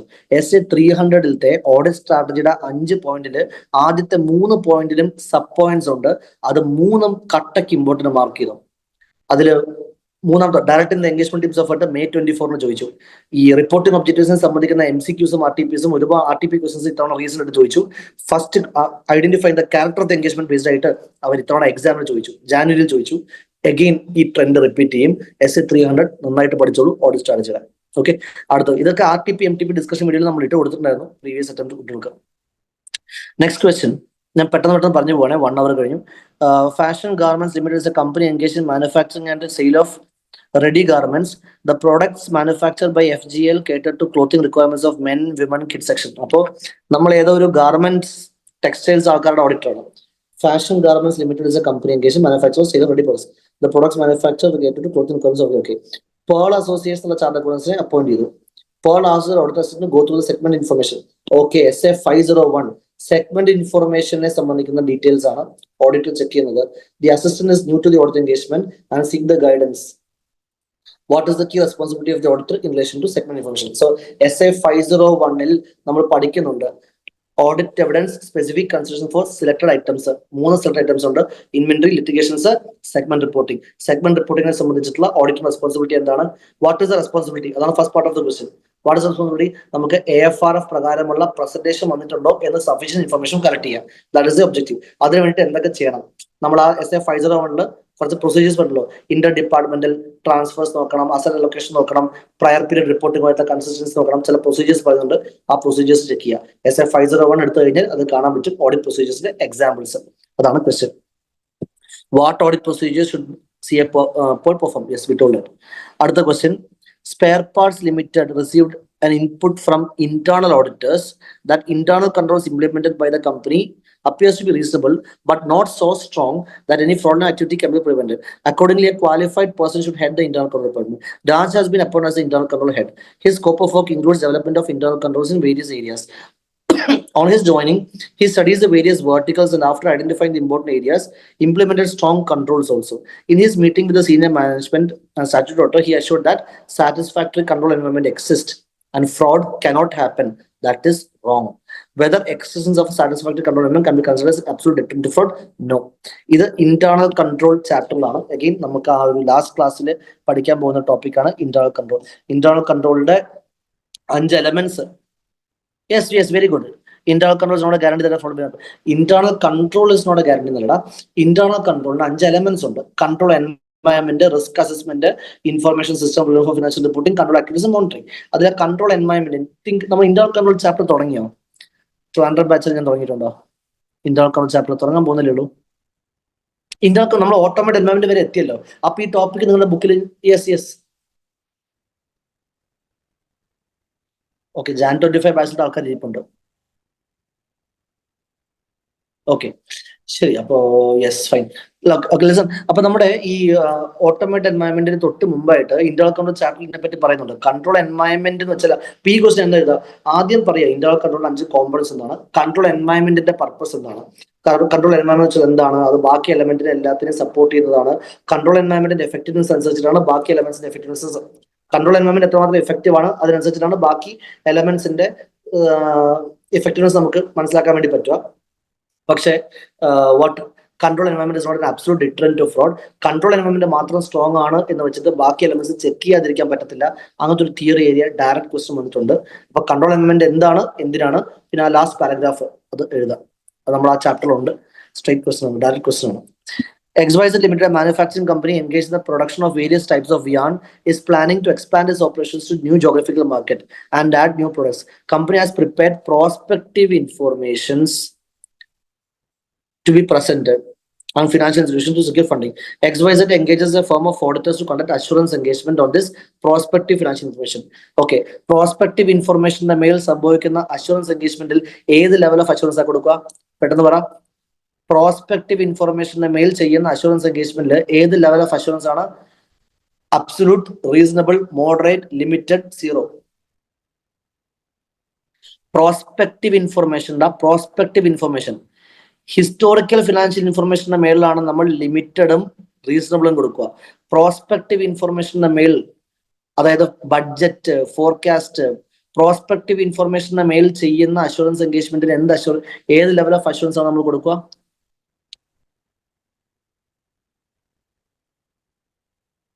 ലിമിറ്റഡ് കൊടുക്കുന്നത് റിവ്യൂ എൻഗേജ്മെന്റ്സിലാണ്, അത് ഹിസ്റ്റോറിക്കലിന്റെ മേളിലാണ്. പ്രോസ്പെക്റ്റീവ് ഇൻഫർമേഷന്റെ മേൽ സംഭവിക്കുന്നത് yes, moderate level of assurance ആണ്. അഞ്ജലി അവിടെ ഉണ്ടോ? മോഡറേറ്റ്, യെസ് യെസ്, പെട്ടെന്ന് പെട്ടെന്ന് ഉത്തരം പറ, ലേറ്റ് ആവല്ലേ. മോഡറേറ്റ് ലെവൽ ഓഫ് അഷുറൻസ് ആണ്. Okay, during the engagement auditor reviewed the assumptions made by management. Obviously ഈ പ്രോസ്പെക്റ്റീവ് ഇൻഫർമേഷൻസ് ചെക്ക് ചെയ്യുമ്പോൾ മാത്തമാറ്റിക്കൽ ആക്യുറസിയിലാണ് നമ്മൾ നോക്കേണ്ടത്. ഈ പ്രോസ്പെക്റ്റീവ് ഇൻഫർമേഷനിൽ യൂസ് ചെയ്തേക്കുന്ന അസംഷൻസിന്റെ റീസണബിൾനെസ് ആണ് ചെക്ക് ചെയ്യുന്നത്. എത്രമാത്രം ആ അസംഷൻസ് റിയലിസ്റ്റിക് ആണ് എന്നാണ് ചെക്ക് ചെയ്യേണ്ടത്. So what is the question? Explain the difference between prospective information and historical information. ഇത് ഡിറ്റോ ഇത്തവണത്തെ RTPയിൽ വന്നിട്ടുണ്ട്. ഇത്തവണത്തെ RTPയിൽ വന്നു എന്ന് ഞാൻ പറഞ്ഞിരുന്നു, നിങ്ങൾ ഇത് എഴുതിയെടുക്കാൻ വരുന്നു. ഹിസ്റ്റോറിക്കലും പ്രോസ്പെക്റ്റീവ് നമ്മൾ ഡിഫറൻസ്, അതായത് പാസ്റ്റ് ഇവന്റ്സിനെ റെക്കോർഡ് ചെയ്യുന്നതാണ് നമ്മൾ ഹിസ്റ്റോറിക്കൽ എന്ന് വിളിക്കുക. ഫ്യൂച്ചർ ഇവന്റ്സിനെ സംബന്ധിക്കുന്ന അസംഷൻസിനാണ് പ്രോസ്പെക്റ്റീവ് എന്ന് വിളിക്കുക. How does this distinction depend the level of assurance? Historical ഇൻഫർമേഷന്റെ മേൽ നമ്മൾ രണ്ട് ടൈപ്പ് ഓഫ് അഷുറൻസ് എൻഗേജ്മെന്റ് ഉണ്ട്. ലിമിറ്റഡ് അഷുറൻസ് തരുന്ന റിവ്യൂ ഉണ്ട്, റീസണബിൾ അഷുറൻസ് തരുന്ന ഓഡിറ്റ് ഉണ്ട്. പ്രോസ്പെക്റ്റീവ് ഇൻഷുറൻസിന്റെ മേൽ ഇൻഫർമേഷൻ നമ്മൾ കൊടുക്കുന്നത് മോഡറേറ്റ് അഷുറൻസ് ആണ്. Simple question. ഇത് മറ്റേ chapter 1 theory, simple direct question. അടുത്തത് CAH is the managing partner of ഏതോ ഒരു CA firm having registered office in Delhi, whatever, and CAH noted the following observations from the staff and partners. Okay, കുറച്ച് observations കാണുന്നുണ്ട്. ഞാൻ question നോക്കിക്കോട്ടെ. Your request to help H in classifying the threats to independence. Simple question. ഇതൊക്കെ എല്ലാവരും ചെയ്തിട്ടുണ്ടാവും ഞാൻ വിചാരിക്കുന്നു. നിങ്ങൾക്ക് ചെയ്യാൻ പറ്റണം. എടേ 6 സിറ്റുവേഷൻസ് ഉണ്ട്. ഈ 6 സിറ്റുവേഷനിൽ ഓരോ സിറ്റുവേഷനിലും എന്ത് ത്രെറ്റ് ആണെന്ന് പറഞ്ഞേ, പെട്ടെന്ന് പറഞ്ഞേ. നിങ്ങൾ പറ, ഞാൻ പറയത്തില്ല. CAJ, partner of the firm, performed statutory audit as well as non-audit engagement. ഓഡിറ്റും നോൺ ഓഡിറ്റ് എൻഗേജ്മെന്റും ഒരേ ക്ലയന്റിൽ ചെയ്താൽ എന്ത് ത്രെറ്റ് വരും? സെൽഫ് മാത്രം വന്നാൽ പറയാം, ബാക്കി പറ. Self review threat. Self review threat. അടുത്തത് a partner of the firm who has done income tax audit for Messrs Happy Associates where M has material significant financial interest ഉണ്ട്. അപ്പൊ എന്ത് ത്രെറ്റ് വരും? സെൽഫ് ഇൻട്രസ്റ്റ് ത്രെറ്റ് വരും. The cost of air travel and stay accommodation of family members are borne by the client. അപ്പോൾ നമ്മുടെ family മെമ്പേഴ്സിനെ ക്ലയന്റിന് അറിയാമെന്ന്, നമ്മുടെ family മെമ്പേഴ്സിനെ client അറിയാമെങ്കിൽ എന്ത് ത്രെറ്റ് വരും? Familiarity threat. നമ്മളെ ത്രെട്ടൻ ചെയ്തു, നമ്മളെ ഇടിച്ച് മാറ്റി കളയും, റീപ്ലേസ് ചെയ്യുന്നു പറയുന്നു. എന്ത് threat? Intimidation threat. CAN, partner of the firm, audited Messrs NM Private Limited because became arbitrator for dispute. അപ്പോൾ നമ്മൾ ക്ലയന്റിന് വേണ്ടി തന്നെ ആർബിട്രേറ്ററി സർവീസ്, അതായത് ഈ ഡിസ്പ്യൂട്ട് സെറ്റിൽമെന്റിന് വേണ്ടിയിട്ട് നമ്മൾ ക്ലയന്റിന് advocacy threat. Very good, advocacy threat. Last one എന്താണ്? വീണ്ടും പറയുവാണ്, നമുക്ക് എന്തൊക്കെയോ കണ്ടിൻജന്റ് ഫീസ് അറേഞ്ച്മെന്റ്സ് വേറെ ചെയ്യുന്ന ഓഡിറ്റിന് പുറമെ ടാക്സ് ഓഡിറ്റ് ഫീസ് ഒക്കെ എക്സ്ട്രാ കിട്ടാറുണ്ട്. So we have some financial interest, self interest threat. Very good, simple question. So you are requested to help identify the type of threat and in case of such threat what should the auditor do? I say 200 last page നോക്കിയാൽ കാണാൻ വേണ്ടി പറ്റും. Threat ഉണ്ടെങ്കിൽ നമുക്ക് എന്ത് ചെയ്യണം, ത്രെറ്റിനെതിരെ എന്ത് safe guard ആണ് എടുക്കേണ്ടത്. സേഫ് ഗാർഡ്സ് ത്രെറ്റ്, അത് തന്നെ ത്രെറ്റ്സ്. ഓരോ ഓഡിറ്റും സ്റ്റാർട്ട് ചെയ്യുന്നതിന് മുമ്പ് conscientiously check whether there is any threat. Threat ഉണ്ടെങ്കിൽ അതിനെതിരെ സേഫ് ഗാർഡ്സ് വെക്കാൻ ശ്രമിക്കുക. പോസിബിൾ സേഫ് ഗാർഡ്സ് പറ്റുന്നില്ല എന്നുണ്ടെങ്കിൽ വർക്ക് എടുക്കാതിരിക്കുക. എടുത്തതിന് ശേഷമാണെങ്കിൽ വിഡ്രോ ചെയ്യുക. വെരി ഗുഡ്, സിമ്പിൾ, തീർന്നു. Next question. FRP Associates are the statutory auditors of Paint Private Limited. CA company is into the business of trading and has operations across India. M, partner in charge of the audit, is carrying out audit procedures with his audit team. He entrusted Ravi, one of the team members, task of various audit evidences connected with the audit and submit the same to the engagement partner for finalizing. How can M ensure the അത് മതി ലാസ്റ്റിലോട്ട് വായിക്കുമ്പോൾ question മനസ്സിലാവും. Chartered അക്കൗണ്ടന്റിന് എങ്ങനെ ensure ചെയ്യാൻ പറ്റും that the evidences collected by CA Ravi will be sufficient. Very good, Anna, very good, super, correct. SA 500, sufficiency of audit evidence, 4 point. Materiality, risk, size of the entity, past experience, etc. Sufficiency, the measure of quantity, that affect in the fact, sufficient, relevant SA 500, sufficiency of audit evidence and factors. Direct question, simple question, direct, super question.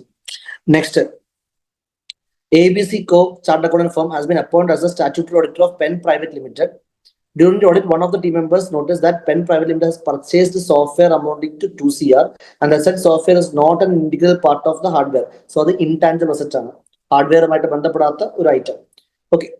R further observed that Penn Private Limited has conducted some research of an internal project. See again, accounting standard 26 based ആയിട്ടുള്ള question ആണ് നമുക്ക് വരുന്നത്. ഇവിടെ ഒരു intangible assetനെ നമ്മൾ identify ചെയ്തിട്ടുണ്ട്. Research expenditure സംഭവിച്ചിട്ടുണ്ട്. Research 1 CR ആണ്. And Penn Private Limited, following the Indian GAAP, has presented the aforesaid details in the balance sheet. Property plant equipment എന്ന് പറഞ്ഞ് കാണിക്കുന്ന തെറ്റാണ്. ഇതെന്താണ്? ഇൻടാഞ്ചിബിൾ അസറ്റ് ആണ്. അതിൻ്റെ അകത്ത് സോഫ്റ്റ്വെയർ കാണിക്കും, പക്ഷെ റിസർച്ച് കാണിക്കാൻ പാടില്ല. റിസർച്ച് ഫേസിൽ AS26 പഠിച്ചിട്ടുള്ള ആൾക്കാർക്ക് അറിയാം. ഇത് ഓഡിറ്റ് ഓഫ് ഡിഫറെന്റ് ഐറ്റംസ് എന്നുള്ള ചാപ്റ്റർ വരുന്നതാണ്. Yes, research phase should be എന്താ എഴുതിയിരിക്കുന്നത് അവിടെ പറഞ്ഞിരിക്കുന്നത്? Research fees should be expense. Very good. റിസർച്ചിനെ നമ്മൾ P&L അക്കൗണ്ടിലാണ് കാണിക്കുക. Very good. സോഫ്റ്റ്വെയറിനെ നമുക്ക് ക്യാപിറ്റലൈസ് ചെയ്ത് കാണിക്കാം. സോ ഇവര് പ്രോപ്പർട്ടി പ്ലാൻ എക്യുപ്മെന്റ് ആയിട്ട് പറഞ്ഞ് കാണിച്ചു, അതൊക്കെ തെറ്റാണ്. സോഫ്റ്റ്വെയറിനെ ഇൻടാഞ്ചിബിൾ ആയിട്ട് ക്യാപിറ്റലൈസ് ചെയ്യണം, ഇൻടാഞ്ചിബിൾ അസറ്റ് കാണിക്കണം, റിസർച്ചിനെ P&L ചാർജണം. Mr. R approached the engagement partner with about details and inquired about the correctness of the presentation. Correct ആണോ? അല്ല. Mr. R further wanted to ensure that all additions to intangible assets have been recorded properly. Guide mister R. ഇപ്പൊ നമ്മൾ പറഞ്ഞു കൊടുക്കുക ഇവിടെ ഏത് presentation തെറ്റിപ്പോയിട്ടുണ്ട്. Research കാണിച്ചേക്കുന്നത് തെറ്റാണ്, അത് P&L അക്കൗണ്ട് വരണം, അല്ലെങ്കിൽ ഇൻകം ഓവർ സ്റ്റേറ്റ് ചെയ്ത് നിൽക്കും. പിന്നെ സോഫ്റ്റ്വെയറിനെ ഇൻടാഞ്ചിബിൾ അസറ്റ് ആണ് കാണിക്കേണ്ടത്, അതിനെ പിന്നീട് അതിന്റെ യൂസ്ഫുൾ ലൈഫിലോട്ട് അമോർട്ടൈസ് ചെയ്യണം. പിന്നെ ഇൻടാഞ്ചിബിൾ അസറ്റ്സ് സംബന്ധിക്കുന്ന വെരിഫിക്കേഷൻ പ്രൊസീജിയേഴ്സ് നമുക്ക് അതിന്റെ അഗ്രിമെന്റ്സ് ഇൻസ്പെക്ട് ചെയ്യാം, എൻക്വയറി ചെയ്യാം. ഫ്രെയിംവർക്കിലത്തെ കംപ്ലീറ്റ്നെസ് അസഷൻ നമ്മൾ മറ്റേ ഫ്രെയിംവർക്ക് പഠിച്ചിട്ടില്ലേ വൗച്ചർ വെരിഫിക്കേഷനിൽ, ഇതിലത്തെ തെറ്റ് പറഞ്ഞിട്ട് അവർ ഓൾസോ ഇപ്പൊ കാണിച്ചേക്കുന്ന ഡിസ്ക്ലോഷറിൽ തെറ്റെന്താന്ന് പറയാം. പിന്നെ നമ്മുടെ ആ ഫ്രെയിംവർക്ക് വൗച്ചർ വെരിഫിക്കേഷൻ ചാപ്റ്ററിനുള്ള ആൾക്കാർക്ക് അറിയാം. ആ ഫ്രെയിംവർക്കിനകത്ത് നമ്മൾ ഓരോ അസേർഷൻസ് വെക്കില്ലോ, കംപ്ലീറ്റ്നെസിന്റെ ഒക്കെ അസേർഷൻ ജസ്റ്റ് എഴുതി വെക്കുക. നമ്മൾ ഈ രജിസ്റ്ററുമായിട്ട് കമ്പയർ ചെയ്തിട്ട് ഒമിഷൻസ് ഒന്നുമില്ല, കംപ്ലീറ്റ് ആയിട്ടുള്ള വന്നിട്ടുണ്ട്. ആ വർഷത്തെ പർച്ചേസ് ഈ സോഫ്റ്റ്വെയർ ആയിക്കോട്ടെ, പേറ്റൻസ് ആയിക്കോട്ടെ, ഇങ്ങനത്തെ ഇൻടാഞ്ചിബിൾസിന്റെ പർച്ചേസ് റെക്കോർഡ്സ് ഉണ്ടെങ്കിൽ അത് ഇൻസ്പെക്ട് ചെയ്തിട്ട് അതെല്ലാം കൃത്യമായിട്ട് ആഡ് ആയിട്ട് ഉറപ്പുവരുത്തുക. ഏതെങ്കിലും 1-2 procedures as per the marks എഴുതി വെക്കുക. Software is not integral part, whether it should be capitalized. It should be capitalized. അത് ഹാർഡ്വെയർ കോമ്പണന്റിന്റെ ഭാഗമല്ലാന്ന് പറയുന്നത് ഇൻടാഞ്ചിബിൾ ആണെന്ന് ഹൈലൈറ്റ് ചെയ്യാൻ വേണ്ടിയിട്ടാണ്. അപ്പൊ നമ്മൾ എന്ത് ചെയ്യണം? അതിനെ ഇൻടാഞ്ചിബിൾ അസറ്റ് ആയിട്ട് എന്ത് ചെയ്യണം? ക്യാപിറ്റലൈസ് ചെയ്യണം. എന്നിട്ട് അതിനെ യൂസ്ഫുൾ ലൈഫിലോട്ട് എത്ര വർഷത്തേക്കാണ് സോഫ്റ്റ്വെയർ ഉപയോഗിക്കാൻ വേണ്ടി പോകുന്നത് അത്രയും വർഷത്തേക്ക് അമോർട്ടൈസ് ചെയ്യണം. That is the proper accounting treatment. Okay, AS26 ആണ്. അപ്പൊ AS26ന്റെ രണ്ടാമത്തെ ക്വസ്റ്റ്യൻ ആണ് നമ്മളിപ്പോ കാണുന്നത്. 2 ക്വസ്റ്റ്യൻസ് ഉണ്ട്. നേരത്തെ ഒരു ക്വസ്റ്റ്യൻ കണ്ടു, ഇപ്പോൾ ഒരു ക്വസ്റ്റ്യൻ കണ്ടു. അടുത്തത് Projects India Limited, PIL, is engaged in manufacturing and trading of disposable glasses and plates. Okay, disposable glass വിൽക്കുന്ന ഒരു കമ്പനി ഉണ്ട്. XYZ is a chartered accountant. Analytical procedures ചെയ്ത് നോക്കിയിട്ടുണ്ട്. Indicate that company's business is going downwards and PIL could achieve only 50% of total revenue. Management has not taken any steps to increase the revenue. Okay, നിങ്ങൾ എന്ത് മനസ്സിലാക്കുന്നു അത്രയിൽ നിന്നും? Going concern effect ആവാൻ chance ഉണ്ട്. Very good. നമുക്കൊരു client ഉണ്ട്, ക്ലയന്റിന്റെ sales കുറഞ്ഞുകൊണ്ടിരിക്കുന്നു, profit എന്ത് indicator ആണ്? ഫിനാൻഷ്യൽ ഇൻഡിക്കേറ്റർ നമ്മൾ കണ്ടുകൊണ്ടിരിക്കുക. അപ്പൊ നമ്മൾ എന്ത് ചെയ്യണം? Management future course of action ഒക്കെ ചോദിക്കണം. Before financial audit report, auditor asked for a cash flow forecast. Okay, management has not taken steps to increase the revenue or add new products to stabilize the revenue. Also, suppliers are demanding cash payments, etc., etc. So നമ്മൾ എന്ത് ചെയ്തു? What can be the likely purpose of CA? Likely purpose of CA എന്താണ് ചെയ്യേണ്ടത്? SA 570 പ്രകാരം നമ്മൾ ആദ്യം പറയാം. As per SA 570, auditor's responsibility. Wait. എന്താണ് what is the auditors what can be likely purpose of CSE? CA ഇസറ്റ് ഈ cash flow forecast ചോദിക്കുന്നതിന്റെ ഉദ്ദേശം എന്താണെന്ന് ചോദിച്ചിരിക്കുന്നത്. അപ്പൊ ആദ്യം പറയണം as per SA 570 auditor's responsibility. SA based question അല്ലേ? SA പറഞ്ഞു as per SA 570 auditor's responsibility is to obtain sufficient appropriate evidence regarding the appropriateness of the going concern in the given case financial indicators കണ്ടു. അപ്പൊ അങ്ങനെ financial operation other indicators കണ്ടു കഴിഞ്ഞാൽ മാനേജ്മെന്റിന്റെ future course of action നോക്കണം. Going concern assessment എത്രയും പെട്ടെന്ന് ചെയ്യാൻ ആവശ്യപ്പെടണം. അവരുടെ ഫ്യൂച്ചർ കോഴ്സ് ഓഫ് ആക്ഷൻ മനസ്സിലാക്കണം എന്നൊക്കെ. ഇതാണ് നമ്മുടെ റെസ്പോൺസ്. ഇതാണ് ഓഡിറ്റർ ശ്രമിക്കുന്നത്. ഇനി ഈ ക്യാഷ് ഫ്ലോ ഫോർകാസ്റ്റിനെ സംബന്ധിച്ചിട്ട് നമ്മൾ എന്താ state any to audit procedure in relation to cash flow forecast. ഇതൊരു ജനറിക് ഓപ്പൺ ക്വസ്റ്റൻ ആണ്. ക്യാഷ് ഫ്ലോ ഫോർകാസ്റ്റിനെ പറ്റിയിട്ട് നമ്മൾ എന്താ ചെയ്യുക? യെസ്, വെരി ഗുഡ് ദേവി പറഞ്ഞ പോലെ റീപെർഫോം ചെയ്ത് നോക്കിയിട്ട് നമുക്ക് കിട്ടുന്ന ആൻസേഴ്സ് തന്നെയാണോ അവർക്കും കിട്ടുന്നത് ചെക്ക് ചെയ്യാം. അതേപോലെ അവരുടെ ക്യാഷ് ഫ്ലോ ഫോർകാസ്റ്റിനെ ആക്ച്വൽ ക്യാഷ് ഫ്ലോസുമായിട്ട് കമ്പയർ ചെയ്യാം. എന്നിട്ട് ഡീവിയേഷൻസ് ഉണ്ടോ നമുക്ക് നോക്കാം. അല്ലെങ്കിൽ ക്യാഷ് ഫ്ലോ ഫോർകാസ്റ്റിൽ ഉപയോഗിച്ചേക്കുന്ന അസംഷൻസ് എത്രമാത്രം റിയലിസ്റ്റിക് ആണെന്ന് ചെക്ക് ചെയ്ത് നോക്കാം. These are the audit procedures. ഏതെങ്കിലും 2 പ്രൊസീജിയേഴ്സ് ചോദിക്കുന്നുള്ളൂ. Cash flow forecast general question ആണ്, ഓപ്പൺ ക്വസ്റ്റൻ. ഓക്കെ, പക്ഷെ ഇത് എക്സാമ്പിൾ കത്തുക എന്നുള്ളത് ഇറ്റ്സ് അനദർ തിങ്. അടുത്തത് Singh and Associates, while carrying out statutory audit of Rubber Industries Limited, observed that debtors are not making payments invoice wise. Debtors pay ചെയ്യുന്നില്ല. As the debtors constitute 60% of the total assets. Okay, അപ്പോൾ വലിയ portion ആണ് debtors. Auditors request the management to provide extra confirmation. Our management resisted. Okay, but total assetsന്റെ 60% വന്നിട്ട് debtors ആണ്. അവരെ extra confers ചെയ്യാൻ നമ്മൾ ആവശ്യപ്പെട്ട് മാനേജ്മെന്റ് നമുക്ക് സമ്മതം തരുന്നില്ല. ആൻഡ് മാനേജ്മെന്റിന്റെ സമ്മതം ഇല്ലെങ്കിൽ എക്സ്ട്രാ കൺഫറൻസ് ചെയ്യാൻ പറ്റത്തില്ല.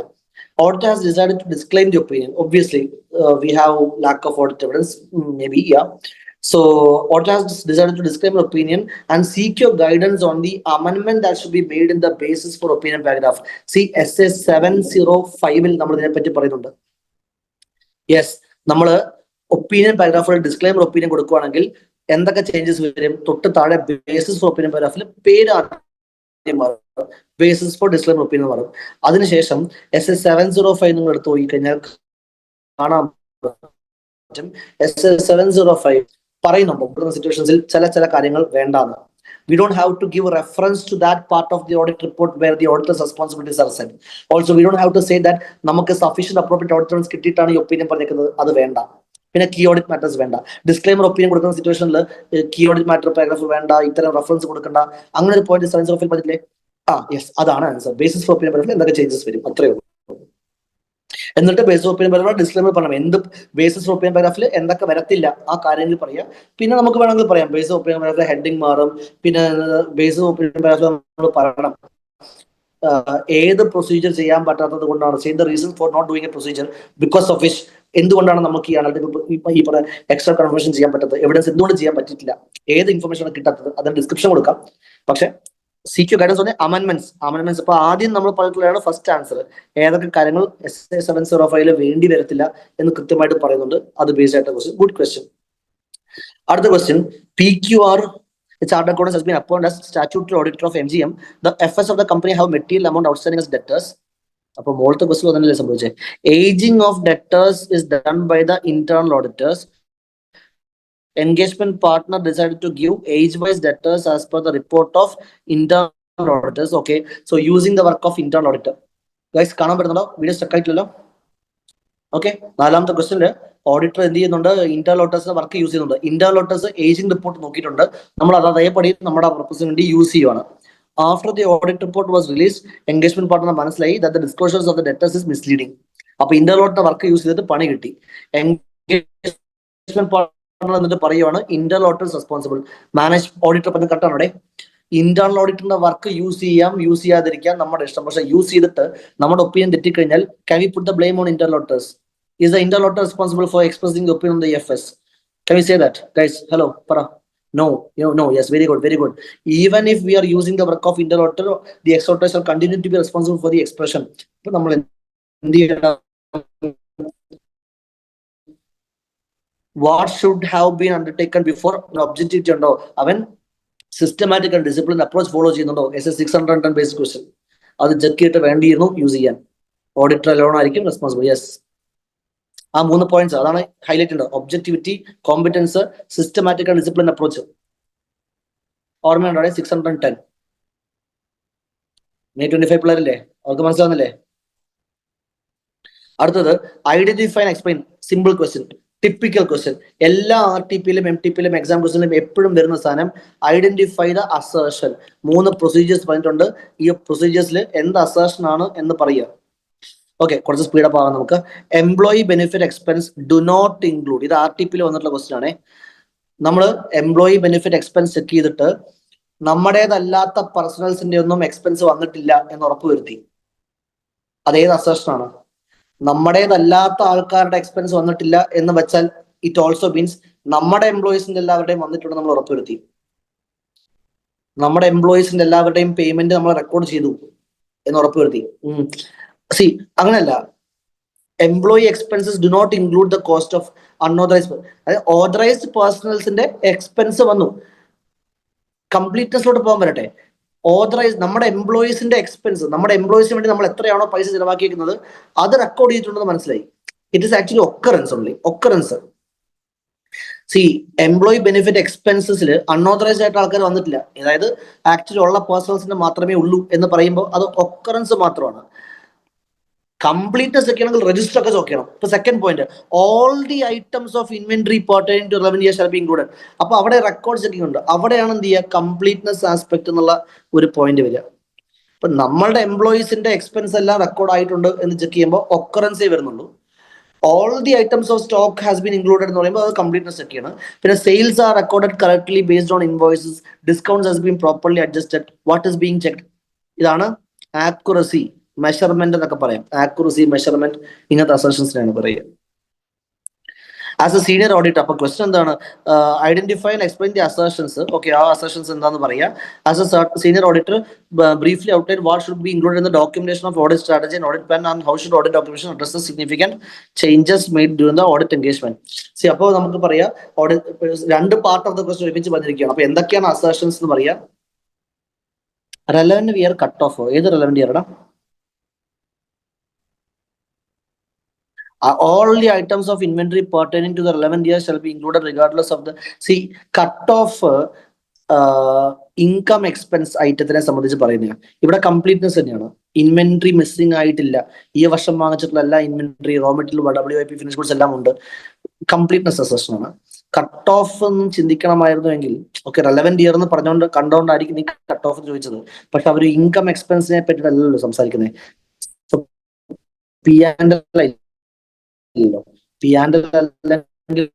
പിന്നെ കട്ട് ഓഫ് വരാൻ ചാൻസ് ഇല്ല. കംപ്ലീറ്റ്നെസ് ആണ്.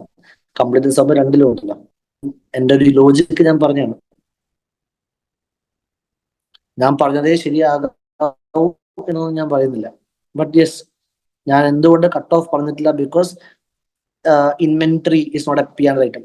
അതുകൊണ്ടാണ്. ഓൾസോ എന്തൊക്കെയാണ് audit strategy plan document, what is strategy plan, അതിൽ ചേഞ്ചസ് എന്തൊക്കെയാണ് അത് ഡോക്യുമെന്റ് ചെയ്ത് വെക്കുക. ഡോക്യുമെന്റേഷൻ ആസ്പെക്റ്റും ജസ്റ്റ് കോട്ട് ചെയ്യണം ഈ ക്വസ്റ്റ്യൻ. അടുത്ത ക്വസ്റ്റ്യനില് SRP limit appointed JK someone as the auditors while carrying out audit observe that company has entered into some complex transactions. In order to have realistic information, they decided to take assistance from TCWG. Two of the team members were discussing as to who can be TCWG. ആരാണ് TCWG? SA 260 TCWG meaning and then can you guide them by explaining the same? Could not get a fair idea of the same. Can you guide them by explaining the same? TCWG ആരാണ്, ആരൊക്കെയാണ് TCWG വരിക? ആ പേരുകൾ, promoters, audit committee, പിന്നെ it can be a person or any entity who is having the strategic overseeing authority over the management over about the entity and auditor and in the course of the audit as per 260 we can make communications with the TCWG. എന്തൊക്കെയാണ് significant matters communicate ചെയ്യുക? Just main points മാത്രം, headings മാത്രം എഴുതി വെക്കാം.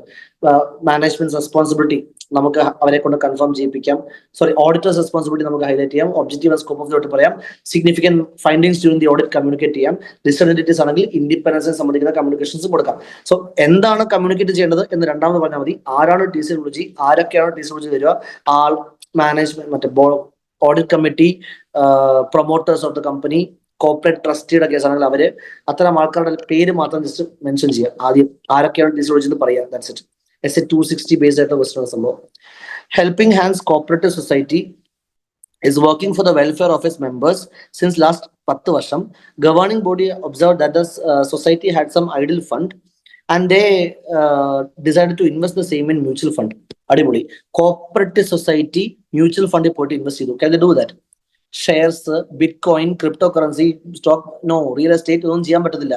എവിടെ മാത്രമേ cooperative society invest ചെയ്യാൻ പറ്റുള്ളൂ? കോപ്പറേറ്റീവ് സൊസൈറ്റീസ് ചാപ്റ്ററിൽ പറഞ്ഞിട്ടുണ്ട്. ഒരു 5 അവന്യൂസ് ഉണ്ട്. അതായത് central government, state government on cooperative banks, അല്ലെങ്കിൽ മറ്റ് cooperative banks with approval of the registrar, Indian trust ആക്ടിന്റെ സെക്ഷൻ 20 പറഞ്ഞ ചില സെക്യൂരിറ്റീസ്, പിന്നെ മറ്റ് കോപ്പറേറ്റീവ് സൊസൈറ്റീസിന്റെ share securities or any other securities specified from time to time. അവിടെ അല്ലാണ്ട് വേറെ ഒന്നും ഇൻവെസ്റ്റ് ചെയ്യാൻ പറ്റത്തില്ല. Simple question. Other question, CAP was consulted by one of his friends, Mr. Robin. Robin informed that he wants to enter into education sector. Operations of the school will be managed by Robin only. CAP said the main source of revenue is the fee from students. What special steps are involved to verify the simple question. നമ്മളുടെ audit of different എൻറ്റിറ്റീസിൽ miscellaneous hotel, club, theatre, school, അതിൽ സ്കൂളിന്റെ full audit programme ചോദിച്ചിട്ടില്ല. സ്കൂളിന്റെ കുട്ടികളുടെ fees check ചെയ്യുന്നത് എങ്ങനെയാണ്, how to check the fees from. അപ്പൊ കുട്ടികളുടെ രജിസ്റ്റർ ചെക്ക് ചെയ്യുക, ബാങ്ക് സ്റ്റേറ്റ്മെന്റ് ചെക്ക് ചെയ്യുക, അഡ്മിഷൻ എടുക്കുന്ന സമയത്തുള്ള അക്കൗണ്ടിങ് പ്രോപ്പർ ആണോ നോക്കുക, ലൈക്ക് അങ്ങനത്തെ നോർമൽ കാര്യങ്ങൾ. ക്യാഷ് കൗണ്ടിങ് പ്രോപ്പർ നടത്തുന്നുണ്ടോ നോക്കുക, ഫിസിക്കൽ എക്സൽ കൗണ്ട് ചെയ്യാം, ഇൻവോയ്സ് ചെക്ക് ചെയ്യാം. യെസ്, ഇനിയും മാർക്കിനനുസരിച്ച് ഇപ്പൊ 4 മാർക്കാണെങ്കിൽ 4-5 പോയിന്റ്സ് എഴുതാം.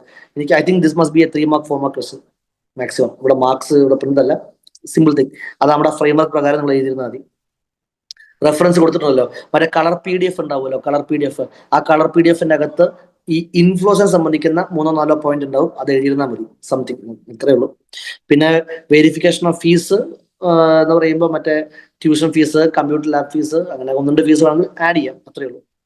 Oval Enterprise Limited is under legal obligation to represent its current year's financial statements along with previous year FS. Okay, SA 710 comparative FS. Comparative informationsനെ കാണിക്കുന്നുണ്ട്. See a current notice that last year contains an adverse opinion. Previous year auditorന് adverse opinion ഉണ്ട്. As a whole, current notice of the last year's FS contain an adverse opinion as a whole due to misstatement. Okay, guide Karan. Karan, who is this Karan? Karan ആണ് current year auditor. അയാൾ notice ചെയ്തു കഴിഞ്ഞ വർഷത്തെ auditor ഒരു advice opinion കൊടുത്തു. So what is his duty regarding this current year? Okay, very good, simple. അതായത് SS 710 പറയുന്നുണ്ട് ഈ കമ്പാരിറ്റീവ് ഇൻഫർമേഷൻസ്, അത് കറസ്പോണ്ടിങ് ഫിഗർ അപ്രോച്ച് ഉണ്ട്, കമ്പാരിറ്റീവ് FS അപ്രോച്ച് ഉണ്ട്. ഇവിടെ എന്നിരുന്നാലും പ്രെഡിസസർ ഓഡിറ്ററിന്റെ ഒരു അഡ്വൈസ് ഒപ്പീനിയൻ ആണ് കാണുന്നതെങ്കിൽ എന്തൊക്കെയാണ് കറന്റ് ചെയ്യേണ്ടി വരിക? SS 710 പറയുന്നുണ്ട് ഈ പ്രീവിയസ് ഇയറിന്റെ ഓഡിറ്ററിന്റെ ഒപ്പീനിയൻ മോഡിഫൈഡ് ആണെങ്കിൽ the reasons for that modified opinion അത് തിരുത്താത്ത പക്ഷം ഈ വർഷം നമ്മൾ മോഡിഫൈഡ് ഒപ്പീനിയൻ കൊടുക്കും. അത് തിരുത്തി എന്നുണ്ടെങ്കിൽ നമുക്ക് വേണമെങ്കിൽ ഈ വർഷത്തെ അതർ മാറ്റർ പാരഗ്രാഫിനകത്ത് പറയാം ദാറ്റ് പ്രീവിയസ് ഇയറിന്റെ ഓഡിറ്റർ ആരായിരുന്നു, അയാളുടെ ഒപ്പീനിയൻ എന്തായിരുന്നു, അതിന്റെ റീസൺ എന്തൊക്കെയാണ്, like date of that audit report, അത്തരം കാര്യങ്ങൾ OMP ക്ക് ഹൈലൈറ്റ് ചെയ്യാം.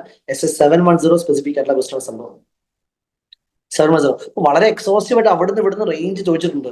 200 സീരീസ്, 500 സീരീസ്, 700 സീരീസിൽ കമ്പാരിറ്റീവ് ഇൻഫർമേഷൻ നന്നായിട്ട് ഓഡിറ്റിംഗ് കുത്തിയിരുന്ന് പഠിച്ചിട്ട് കുട്ടികൾക്ക് ഇത് ചെയ്യാൻ പറ്റത്തുള്ളൂ, അത് ഉറപ്പാണ്, അത് യാതൊരു സംശയമില്ല. Identify and explain the fundamental principles. Okay, ഇത് സിമ്പിൾ ക്വസ്റ്റൻ. ഒരു ടഫ് ക്വസ്റ്റൻ തന്നാൽ പിന്നെ നമ്മളെ സന്തോഷിപ്പിക്കാനായിട്ട് സിമ്പിൾ ക്വസ്റ്റൻ തരും. 2 പ്രൊസീജിയേഴ്സ്, ഇത് നിങ്ങൾ തന്നെ പറഞ്ഞോ. I'm leaving the ball to you. നിങ്ങളുടെ കോട്ടിൽ ഇട്ടെന്നോ പറഞ്ഞോ. 2 കാര്യങ്ങൾ ഓഡിറ്റർ ചെയ്യുന്നുണ്ട്. ഈ 2 കാര്യങ്ങളിൽ എന്ത് എത്തിക്കൽ പ്രിൻസിപ്പിൾ ആണ് എക്സിബിറ്റ് ആവുന്നത്? The professional accountant should act diligently and in accordance with applicable technical professional standards. Yes, അതെന്താണ്? Professional competence and due care. Professional competence and due care.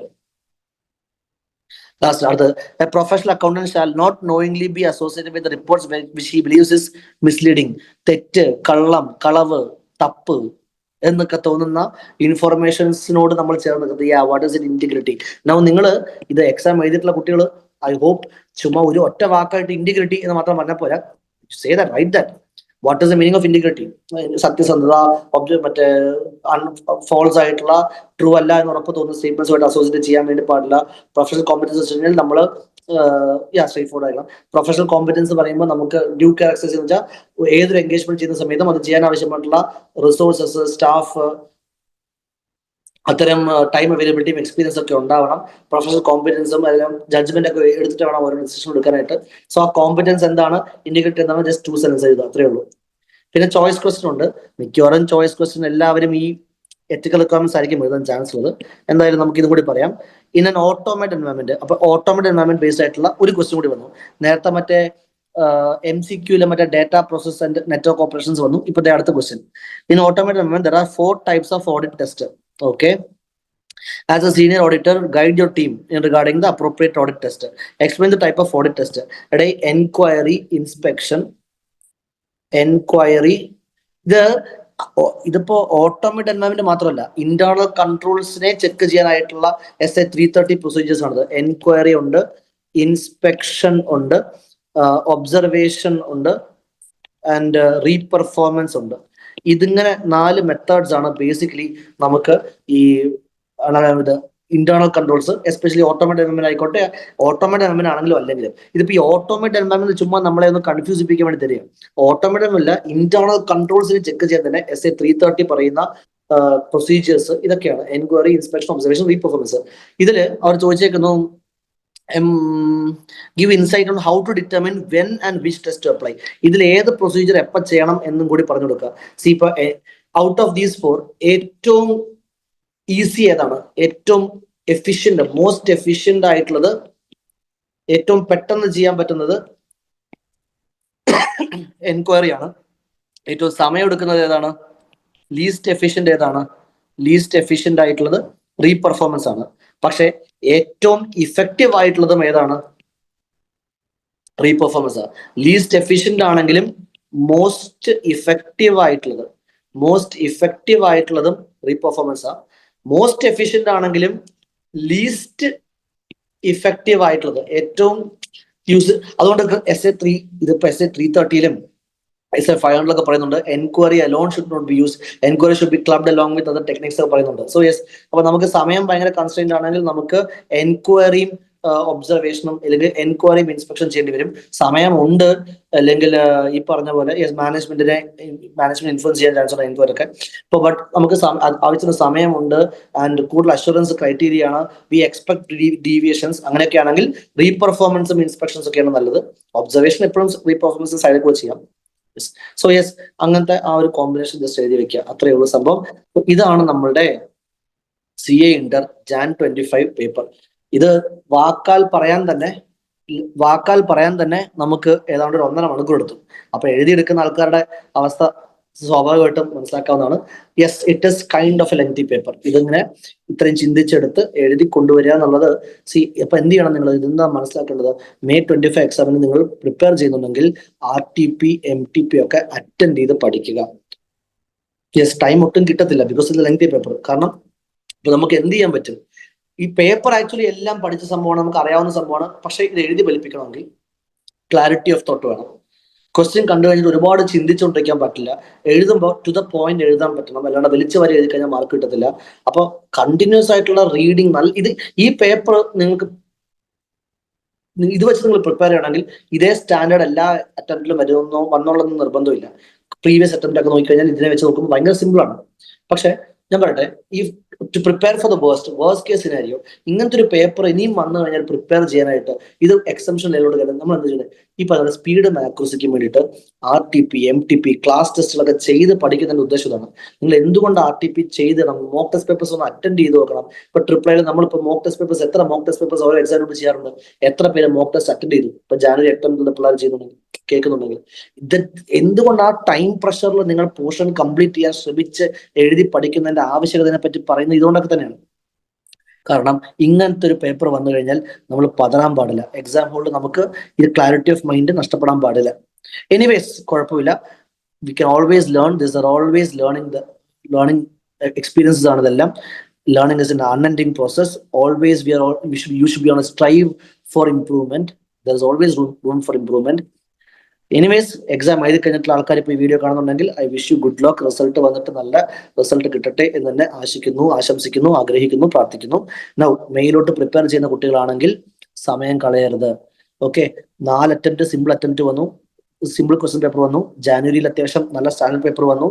May be if they want അവർക്ക് May അറ്റംപ്റ്റിലും ഈ trend continue ചെയ്യാം. May എക്സാംസിന് മുമ്പ് നമ്മൾ RTP MTP discussion വീഡിയോസും കാണണം. Okay, main മുമ്പ് ചിലപ്പോൾ നമ്മൾ ക്രാഷ് കണ്ടിട്ടുണ്ടാവും. ഇഫ് പോസിബിൾ അറ്റൻഡ് ചെയ്യാൻ പറ്റുമെങ്കിൽ അറ്റൻഡ് ചെയ്യുക. ഡൗട്ട്സ് ഉണ്ടെങ്കിൽ ചോദിക്കുക. ഓക്കെ, ഈ ക്വസ്റ്റ്യൻസ് ഇത് യൂട്യൂബ് ലൈവിൽ ഉണ്ടാവും, നിങ്ങളുടെ ആപ്പിൽ ഉണ്ടാവും. നിങ്ങൾ ഇതെന്ത് ചെയ്യുക, save it for later. Exam മുമ്പ് ഒരു തവണ കൂടി കണ്ടു നോക്കുക. Okay, yes. അപ്പൊ എന്തെങ്കിലും ഡൗട്ട് ഉണ്ടെങ്കിൽ വിളിക്കുക. You know my contact number. ഞാൻ വീണ്ടും എല്ലാ യെസ്. അപ്പൊ നമ്മുടെ ഇന്നലത്തെ വീഡിയോ സെഗ്മെന്റിലോട്ട് ചെറിയൊരു ക്വസ്റ്റ്യൻ കൂടി ഒന്ന് ആഡ് ചെയ്യാണ്. അതായത് നമ്മൾ ഇന്നലെ ക്ലാസ് ഡിസ്കസ് ചെയ്തപ്പോൾ ഒരു നല്ല ഇമ്പോർട്ടൻ്റ് ആയിട്ടുള്ള ഒരു ക്വസ്റ്റ്യൻ നമുക്ക് മിസ്സായി പോയി. അത് ഇന്നത്തെ പ്രിന്റ് വരാത്തതുകൊണ്ടാണ്. സോ അതും കൂടി ഒന്ന് നമുക്ക് ആഡ് ചെയ്യാം. ഓക്കെ, സോ പെട്ടെന്ന് തന്നെ അത് ചെയ്തിട്ട് നമുക്ക് ഈ വീഡിയോ അവസാനിപ്പിക്കാം. യെസ്, ഈ ഒരു ക്വസ്റ്റ്യൻ ആക്ച്വലി പല കുട്ടികളും ഡിസ്കസ് ചെയ്ത സമയത്ത്, നമ്മുടെ എക്സാമിനേഷൻ ഡിസ്കസ് ചെയ്തപ്പോൾ പലർക്കും ഉത്തരം കിട്ടിയില്ല. അതായത് തെറ്റായിട്ടുള്ള ഒരു ആൻസർ പലരും പറഞ്ഞതായിട്ടും കൂടി കേട്ടിട്ടുള്ള ഒരു ക്വസ്റ്റ്യൻ ആണ് സംഭവം. ഇത് ഓൾറെഡി എക്സാം എഴുതി കഴിഞ്ഞിട്ടുള്ള ആൾക്കാർക്ക് വെറുതെ ടെൻഷൻ ആവാൻ വേണ്ടി പറയുന്നില്ല. ബട്ട് ദെൻ ഇനി എക്സാം എഴുതാൻ പോകുന്നവർക്കും കൂടി ഹെൽപ്ഫുൾ ആവാൻ വേണ്ടിയിട്ടാണ് ഈ ഒരു കാര്യം ഹൈലൈറ്റ് ചെയ്യുന്നത് നമ്മൾ. Okay, see, listen, I will show you the question. See, you can see here ഈ fifth question NSG and Co chart accountants ഉള്ള ഈ ഒരു ക്വസ്റ്റ്യൻ നോക്കുക. ഈ ഒരു ക്വസ്റ്റ്യനിൽ NSG and Co the chartered accountants is the statutory auditor of Backlog Private Limited. Let's call them the BPL. ക്ലയന്റിന്റെ പേര് BPL എന്നാണ്. Okay, they are engaged in providing telecom services and they received a notice from the telecom regulator. അപ്പോൾ regulatory authority അവർക്ക് എന്ത് ചെയ്തിട്ടുണ്ട്, അവർക്കൊരു notice എന്തോ കൊടുത്തിട്ടുണ്ട്. They went to litigation against that. Okay, അപ്പൊ ചില നോംസ് മീറ്റ് ചെയ്യാത്തതുകൊണ്ട് some action was taken against them by the regulator and they are going for litigation. Appeal file ചെയ്തിരിക്കുകയാണ് with the appellate authority, telecom appellate authority. And whatever the matter, it is pending for decision as in 31st മാർച്ചിൽ ആ case close ആയിട്ടില്ല. The company has disclose the same. Company FS disclose ചെയ്തിട്ടുണ്ട്. And question ഇതാണ്, എന്താണ് ഓഡിറ്ററിന്റെ reporting requirement in this case? What should you do? Advice. അതാണ് question. 4 mark question ആണ്. Now, most of the students have answered this question from the point of view of Caro. ഇതിനെ കാരോന്റെ point of view ആണ് പലരും answer ചെയ്തേക്കുന്നത്. Okay, that's actually a wrong thing. ഇവിടെ CARO അല്ല applicability വരിക. Do you know why the reason? CARO ആയിരിക്കില്ല ഇതിന് applicability വരിക. കാരണം കാരോയില് പല കുട്ടികളും ആൻസർ ചെയ്തേക്കുന്നത് വെച്ച് കഴിഞ്ഞാൽ കാരോന്റെ നമ്മുടെ പാരഗ്രാഫ് 3 ക്ലോസ് നമ്പർ 7 ആണ് പലതും പറഞ്ഞേക്കുന്നത്. എന്തുകൊണ്ട് ക്ലോസ് നമ്പർ 7 പറ്റി പറഞ്ഞു വെച്ചാൽ ക്ലോസ് നമ്പർ 7 ഈ ഡിസ്പ്യൂട്ടഡ് സ്റ്റാറ്റ്യൂട്ടറി ഡ്യൂസിനെ പറ്റി പറയുന്നത് അല്ലെ. സ്റ്റാറ്റ്യൂട്ടറി ഡ്യൂസിനെ പറ്റി പറയുന്നത് നമ്മുടെ close number 7. So statutory due ആണ്. പിന്നെ ഇതിൽ ഡിസ്പ്യൂട്ട് എന്നൊക്കെ പറയുന്നുണ്ട്. അപ്പൊ ഡിസ്പ്യൂട്ടഡ് സ്റ്റാറ്റ്യൂട്ടറി ഡ്യൂ ആണ്. സോ അത് 31st മാർച്ചിൽ 6 മാസത്തിൽ കൂടുതൽ പെൻഡിങ് ആണെങ്കിൽ അത് പറയണം. അങ്ങനത്തെ ഒരു ആസ്പെക്റ്റിലൊക്കെ പറയുന്നുണ്ട്. അങ്ങോട്ട് പോകേണ്ടതില്ല. കാരണം എന്താ അറിയോ, ഈ ഫൈൻ അടയ്ക്കേണ്ടി വന്നു അല്ലെങ്കിൽ പെനാൽറ്റി അടയ്ക്കേണ്ടി വരുന്നു എന്ന് പറയുന്നതല്ല നമ്മളുടെ കാരോയിൽ പറയുന്ന സ്റ്റാറ്റ്യൂട്ട് ഡ്യൂസ്. നിങ്ങൾക്ക് ഇൻകം ടാക്സ്, GST, നിങ്ങൾ തെറ്റ് ചെയ്താലോ ചെയ്യുന്നത് കൊണ്ട് സംഭവിക്കുന്നത് ഒരു വയലേഷൻ, ഒരു ഒഫൻസ് കമ്മിറ്റ് ചെയ്തുകൊണ്ട് പേ ചെയ്യേണ്ടി വരുന്നത് ഒരു ഫൈൻ പെനാൽറ്റി. ഫൈനും പെനാൽറ്റിയും അല്ല കാരോയിൽ പറയുന്ന സ്റ്റാറ്റ്യൂട്ട് ഡ്യൂസ്. കാരോയിൽ പറയുന്നത് ഇൻകം ടാക്സ് അടയ്ക്കുന്നു. ഇൻകം ടാക്സ് അടയ്ക്കുന്നത് തെറ്റ് ചെയ്തുകൊണ്ടാണോ? GST അടയ്ക്കുന്നത് ഒരു ഒഫൻസ് കമ്മിറ്റ് ചെയ്തുകൊണ്ടാണോ? അല്ല. Statute, because of the action of statute you have to pay. നിങ്ങൾ സപ്ലയർ സർവീസ് ചെയ്യുന്നത് കൊണ്ട് അല്ലെങ്കിൽ നിങ്ങൾ ഇൻകം ഏൺ ചെയ്യുന്നത് കൊണ്ട് you have to pay this tax. അതാണ് സ്റ്റാറ്റ്യൂട്ട് ഡ്യൂ. ഒരു ഒഫൻസ് കാരണം പേ ചെയ്യേണ്ടി വരുന്ന അമൗണ്ടിനെ അല്ല ഇവിടെ സ്റ്റാറ്റ്യൂട്ട് ഡ്യൂ എന്ന് പറയാം. ഓക്കെ, അപ്പൊ കാരോ അല്ല ഇവിടെ ആപ്ലിക്കബിൾ. പല കുട്ടികളും തെറ്റിച്ച് എഴുതിയിട്ടുണ്ട്. സി നോക്കി ഇവിടെ question, BPL is engaged in providing telecom service and they received a notice from telecom regulator to deposit fee for violations എന്ന് പറയുന്നത്. വയലേഷൻസ് കാരണം പേ ചെയ്യേണ്ടി വരുന്ന ഈ അമൗണ്ടും അതിനെ സംബന്ധിക്കുന്ന കേസും ഇത് പ്രോപ്പർ ലിറ്റിഗേഷൻ മാത്രമാണ്. അപ്പൊ SA 501 പ്രകാരം നമ്മൾ എന്താ ചെക്ക് ചെയ്യേണ്ടത്? We have to obtain sufficient appropriate audit evidence regarding the present completeness of the litigations. SA 501 പ്രകാരം നമ്മൾ സഫീഷ്യന്റ് എവിഡൻസ് വാങ്ങിക്കണം. എന്തിനെ പറ്റിയിട്ട്? ഈ പറയുന്ന ലിറ്റിഗേഷൻസ് കംപ്ലീറ്റ് ആയിട്ട് ഡിസ്ക്ലോസ്ഡ് ആയിട്ടുണ്ടെന്ന്. ഡിസ്ക്ലോസ്ഡ് ആയിട്ടുണ്ട്, കമ്പനിയിൽ പറഞ്ഞിട്ടുണ്ട്, it has been disclosed. So as long as the disclosure is there, നമുക്ക് എന്ത് ചെയ്യേണ്ട ആവശ്യമില്ല, നമുക്ക് ഒപ്പീനിയൻ മോഡിഫൈ ചെയ്യേണ്ട ആവശ്യമില്ല. Why should be modify? കാരണം കറക്റ്റ് ആയിട്ട് കൊടുത്തിട്ടുണ്ട്, ഡിസ്ക്ലോഷർ വരുത്തിയിട്ടുണ്ട്. The FS is true and fair. So what the auditor can do is, auditor ഇത് emphasis of matter paragraph highlight ചെയ്യാം. SA 706 പ്രകാരം emphasis of matter paragraph, because if in the auditor judgment if he believes that this is going to be very crucial for the user's understanding, he can highlight that FS contains disclosure of such a litigation. ഈ fine അടയ്ക്കാൻ വേണ്ടി regulator ആവശ്യപ്പെട്ടതിനെ പറ്റിയിട്ടും അതിനെതിരെ കേസിന് പോയതിനെ പറ്റിയിട്ടും FS disclose ആയിട്ടുണ്ട്. ആ ഒരു പോയിന്റ് റെഫർ ചെയ്യൂ എന്ന് എന്ത് ചെയ്യാം, emphasis of matter paragraphൽ പറയാം. That is one main point you have to answer. Plus നമ്മുടെ ക്ലയന്റ് ഇവിടെ കമ്പനി ആണല്ലോ. സോ കമ്പനി ആയതുകൊണ്ട് തന്നെ section 143 subsection 3 you have a duty to report. Duty to റിപ്പോർട്ടിന്റെ അകത്ത് 10th clause number J is that you have a duty report on other matters which is given in rule number 11. ആ rule number 11 6 sub closes ഉണ്ട്. അതിൽ ആദ്യത്തെ sub clauses we have to report whether the company has disclose the impact of litigations and claims on the financial position in the FS. ഈ litigations and ക്ലെയിംസിന്റെയും effect, financial പൊസിഷനിൽ ഉണ്ടാകുന്ന എഫക്റ്റുകളെല്ലാം അവർ FS disclose ചെയ്തിട്ടുണ്ടോ എന്ന് auditor report ചെയ്യണം എന്ന് 143 subsection 3 clause number J other മാറ്റേഴ്സിൽ പറയുന്ന ഒരു പോയിന്റ് ഉണ്ട്. സോ അതും ഇവിടെ റെലവെന്റ് ആയിട്ടുള്ള ഒരു പോയിന്റ് ആണ്. ഇത് രണ്ടും കൂടി ചേർത്തിട്ടാണ് നമ്മുടെ റിപ്പോർട്ടിംഗ് റിക്വയർമെന്റ് വരിക. സോ ഇന്നലത്തെ നമ്മുടെ ഡിസ്കഷനിൽ ഈ ഒരു ക്വസ്റ്റ്യൻ വിട്ടുപോയി. അത് ക്വസ്റ്റ്യൻ നമ്മൾ പ്രിന്റ് എടുത്ത് വന്നപ്പോൾ അതിൽ മിസ്സായി പോയതുകൊണ്ടാണ്. അപ്പൊ ഇതും കൂടി ഒന്ന് നോക്കി വെച്ചിട്ട് വേണം May 24 എക്സാം പ്രിപ്പയർ ചെയ്യുന്ന ആൾക്കാർ നോക്കാം. This is the complete evaluation of the question. Okay, yes. So thank you guys, take care. പഠിക്കാം, നന്നായി പഠിക്കാം. Bye. You have my WhatsApp number right. ഇന്നിപ്പോ മെസ്സേജ് അയച്ചു വെച്ചാൽ മതി. I'm very tired. You can leave a message. Okay, വാട്സാപ്പിൽ classes ഇപ്പൊ ഏതെങ്കിലും ഓക്കെ എന്റെ ഫ്രഷ് ആയിട്ട് ഔട്ട്സൈഡ് പ്രിപ്പയർ സ്റ്റുഡൻസ് ആരെങ്കിലും ഇപ്പോൾ ഉണ്ട് ഈ ലിങ്കിൽ കാണുന്നുണ്ടെങ്കിൽ തന്നെ if you want any recorded classes, ഞാൻ പഠിപ്പിക്കാത്ത സ്റ്റുഡന്റ് ആണ്. If you want assistance for classes anything you can contact me. Reply വഴി തന്നെ നമ്മൾ ക്ലാസ് പ്രൊവൈഡ് ചെയ്യുന്നുണ്ട്. Record classes 70 hours record lectures ആണ്. അതിൽ ഫുൾ സിലബസ് കംപ്ലീറ്റ് ചെയ്യുന്നുണ്ട്. ഏതാണ്ട് 50 കേസ് സ്റ്റഡീസും 100 MCQs ആയിട്ട് ഒരു 300 MCQs കവർ ചെയ്യുന്നുണ്ടാവും. പിന്നെ സ്റ്റുഡിയോ റെക്കോർഡിംഗ്സ് ആണ്. ക്ലാസ് റൂം ഇന്ററാക്ഷൻ അതൊന്നും ഉണ്ടാകത്തില്ല. Proper studio recordings. So yes, if you have any doubt clearance, if you want any assistance, I am always there with you. The entire team is with you. Reply team full നിങ്ങളുടെ കയ്യിലുണ്ട്. Yes, so I'm winding off guys. രാവിലെ തൊട്ടുള്ള class session കഴിഞ്ഞ് ആകെ tired ആയിട്ടിരിക്കുകയാണ്. Yes, see you all. Study well. Be very optimistic. Hustle hard. Thank you. Bye bye. Good night. Good night. Bye bye. Bye. And thank you Anjali. ആ ഒരു answer പറഞ്ഞു തന്നെ. Composition analysis. Bye bye. Thank you. Yes, Devi. Take care. Bye bye. Bye. Yeah. Thank you. Thank you.